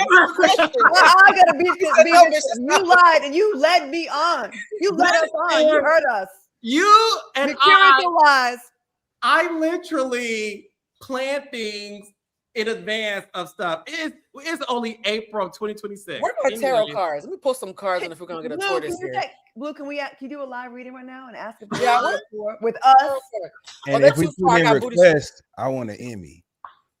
If we put in request, Blue, a tour and an Emmy. Please, where are the cards, I Blue? want that game show host Emmy. Put that in there. I have daddy issues and I'm traumatized because you making me feel like when my father said I'll be there on Sunday to pick you up, and I was waiting by the door outside like this with my feet hanging off the curb, and he never showed up. So I have a thing with men. I'm like feeling like you might not show up for me. I have never said I was gonna do something for you, and I haven't done it. Let's just we'll and I'll keep it at that. Keep your phone on, honey, and refresh. Not the cars for real. Not the cars for real. Let me move on there, girl. Okay. April 6th tour. Okay. Reggae Vibes 88. I keep hearing that, folks. Hope everyone is not fighting with Drew. Got it. However, can we also acknowledge that she also deserves some of the smoke? You don't get to throw rocks and hide your hand. She is far from innocent. So he don't like Drew, y'all. No, I'm just Claudia, the card said he's going to make you wait, but it's going to happen. He's going to make what? The card said he's going to make you wait, but it's going to happen. Can I see that card, the first one? the fourth Look at that's me sitting on the edge. No, somebody literally waiting. Look at that. It's the card of somebody restlessly waiting. So this is hilarious. Look at that. Wait, I don't lie. Thank you, Blue. I don't lie. But it's gonna happen though. See, let's get these goddamn. Come on, let's get these goddamn super chats. Come on. That's him and Nene. That ain't us. That's what things to do. Come on, here. Let's get through these damn super chats. Hell. I can't. Okay. Come on here. Shit, now. Okay. Hilarious. Can we talk about how Letitia Pearson's wig was moving around like Ray J's hat? What are y'all talking about? Oh no! Wait. I don't know what you're talking about. Y'all are trying it. Okay. Zakia, Bobby Crenshaw, y'all got me. Libby says, I love Shamia. She running too, says, happy early birthday, Claudia and Dustin. Enjoy. Thank you. BB said, I know Kelly's a fan favorite, whatever, but really, what does Kelly have to bring to the table besides chicken and waffle? She is? I like chicken. Blue, you are crazy. Blue, you trying it. Akira Michelle, I would Carlos and Dustin. I would have walked in there with that stank face and got Porsha together. Jamia be acting like she's scared of Porsha. Aren't they both from Decatur? Rick Lime, hi. We got Ricka Kim Lee. I rewatched Ultimate Girls Trip and remember Pepsi predicted that Porsha was going to be in a relationship with a woman. Man, that shit had me dying. Wait till you are going to have a problem with lesbian. Problem with a lesbian. I just saw that last week. Yeah. Like, just going to ruin your life? No, he said a problem with a lesbian is what he said. Okay. Yeah. All right. Brianna, I understand not wanting to hear so-and-so doesn't have a man, but this is a show called Real Housewives, so we expect a husband or a man. I ain't been no husbands in like 10 years. She run it too, still trying to figure out when Phaedra became a fashionista, reality TV twerker, glamour girl. She used to lead with her education, career and prayer law. That's Phaedra. Tell him we're almost done. Yeah, exactly. Yeah, tell your boo we're almost done. We talking to. We want to put it on speaker. We want to hear. You could have just. As in the words of Dustin, let's get through these super chats. Wow. Oh, okay. I see what we Lowe's. tonight. Yeah. Holly, you see this when they gang up against us and do a little touch? You know what, Blue? We're gonna start ganging up on these Negroes. Okay, I'm sick of this. I'm gonna start pulling cars more often. Please do, because they don't like that when the truth comes out. Don't do it. He's talking to Porsha. Shut up. Y'all are so messy. Okay. Not. Okay, we got. Okay, wait. Damn, we got a lot. Okay, hold on. Okay, BB said that's one reason why I fell in love with RHOA. It started off so real and raw, hence wig with wine in the solo cup driving raw. Okay. Krez, the Griot, what are y'all views on the shitty production? They don't have shitty production, guys. The lighting in the confessionals, the excessive outfit changing, Kate breaking the fourth wall. Guys, the lighting was trash. Production. No, the lighting. Don't say that. Be nice. The lighting was sometimes the makeup was looking, and then sometimes looked soft. They was not consistent. You know that, Carl. I'll say it. The views expressed by me right now. There were some differences in quality. Miss rather see it on TV. Sick of Phaedra and her lies. I left the room and did not care during the show. Shamia still protects Porsha. Porsha hired Mike. Producers are forcing her on us. Needed introduction of the newbies. BB, Cynthia Cheekbones Bailey. Shaya said, do you think Gerald didn't show up out of loyalty? No. Loyal assignment. Actually, y'all laughing. Hold on. I didn't think about this. Simon, you come get your baddie chain. Guys, Simon and Gerald were close. So we're Dennis and Simon. So no, it's a different. They hung out together, party, travel. So for a heterosexual man to go over his homeboy's old house that his wife. Yeah. Oh, okay. Yeah, that's especially if his wife is no longer messing with the girl on top of that. Okay. You won. Shay said you won. So explain last season, Shay. You won. Explain the entirety of last season then.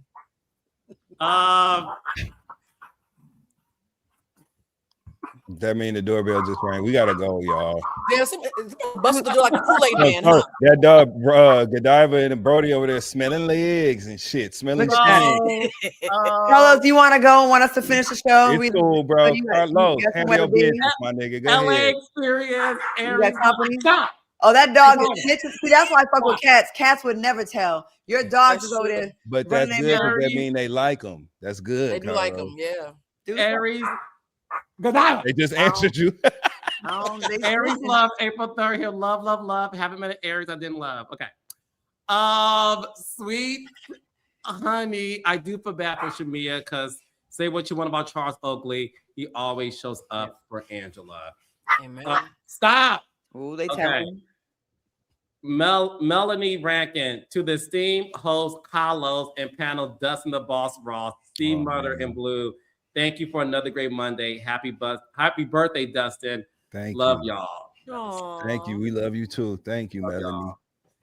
The Sunny Lavin. Can we talk about the K Michelle scene saying this is some Tyler Perry shit? That was funny. I laughed out loud with that one. No, she was right. I love her. That was funny.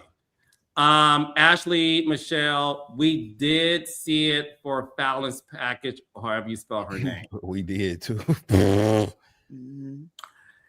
Chastity Harris, I 1000% agree with Claudia. We need a tour. ATL Carlos, you know how much I love me some you. This group on tour would be magical. I'm with you. That's why Blues Cars don't lie. They said it's happening, y'all. Okay. And our last one, Jay Tobler, we are not going to gang up on my Libra brother. I got here late, but I can't get over Peaky Pan Kelly Dust. That was funny. Yes. All right. So I love you guys. Blue, Claudia, does it anything you want to promote? Yes, Claudia's birthday on Sunday. Happy birthday, Claudia. I love you with all my heart. Hope you have an amazing birthday weekend, a great time on your trip. Not gonna say where you're going, but if people know you, they know they know where you're going. And happy birthday to you. Friday, you, April 10th. We are 2 days apart. So yes, we do. We'll both be celebrating hard. I am going to be on an island. I cannot wait. Very, very small, intimate group. This Wednesday, Love and Hip Hop Miami. I'm excited to see this is the second half of the season, and this is where it turns up. A lot of things happen on this show. And and then Accidentally Informed on Wednesdays, of course. So yeah. And our birthday, Carlos had to pick that dog up. Like, come here. Thank you, Dustin. I was literally just thinking that. I didn't want to say nothing.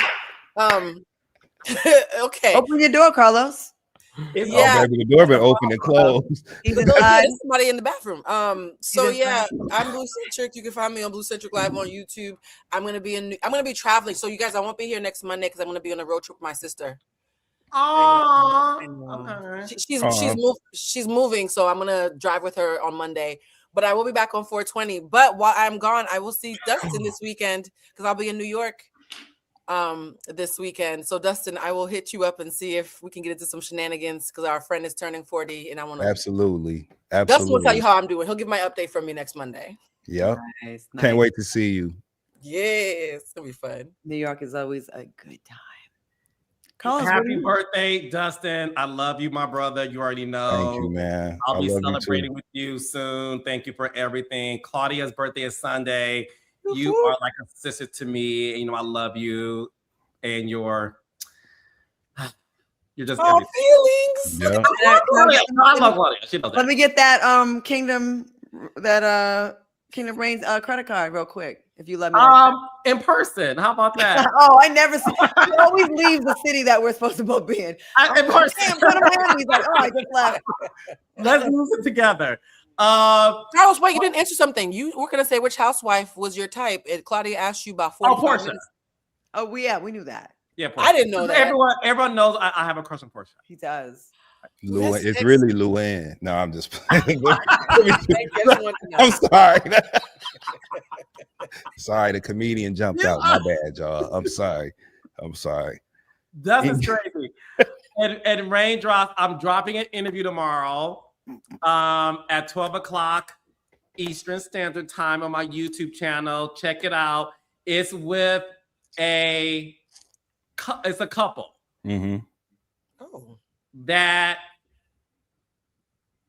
where one is in the music industry. Huh. And the other is? Yeah. The other is prominent in their own right. You interviewed Keisha by herself. Is it Gucci and Keisha? If you interviewing Gucci, man, after that shit that just came. Let's be clear. I ain't gonna hold you. That would have been announced today. That's I was about to be like, nigga. That's his second show. He loves her. That's his you a bad motherfucker. That is something I probably would have been like this. Okay. Is it K Michelle and her husband? He's not. That's a good guess. That's a good guess. Someone said Kirk and Rashida. It was Kirk and Rashida. Chrissy and Jim, Brat and Judy. Yeah, what's the genders? What are the genders? Young Jock. If I get, I can't. Anyways, I love y'all so Oh, much. wait. So if you gave the Jenners, it would give it away? I didn't say that. Is it EJ Johnson and whoever he's dating, the straight man he's dating? Okay, that's my cue. Y'all be blessed. I do not want to see EJ and a random white man. Only I Flex and Shanice. Flex and Shanice. I like your smile. Hey, they keep asking. No, I'm not leaving side dish. We're regrouping. We'll be back next week with some. It's going to be a reboot of it. I can't. Clarissa and Papoose. Clarissa and Papoose. Oh, wow. I love y'all. Tonio Toki. Love y'all. Tonio Tokyo. And the voices? Who's her husband? Tonio Toki and the voices. See y'all tomorrow. Love y'all, raindrops. Okay. Love y'all. Love you, Claudia. Love you, Blue. Love you, Los. Love y'all. Bye.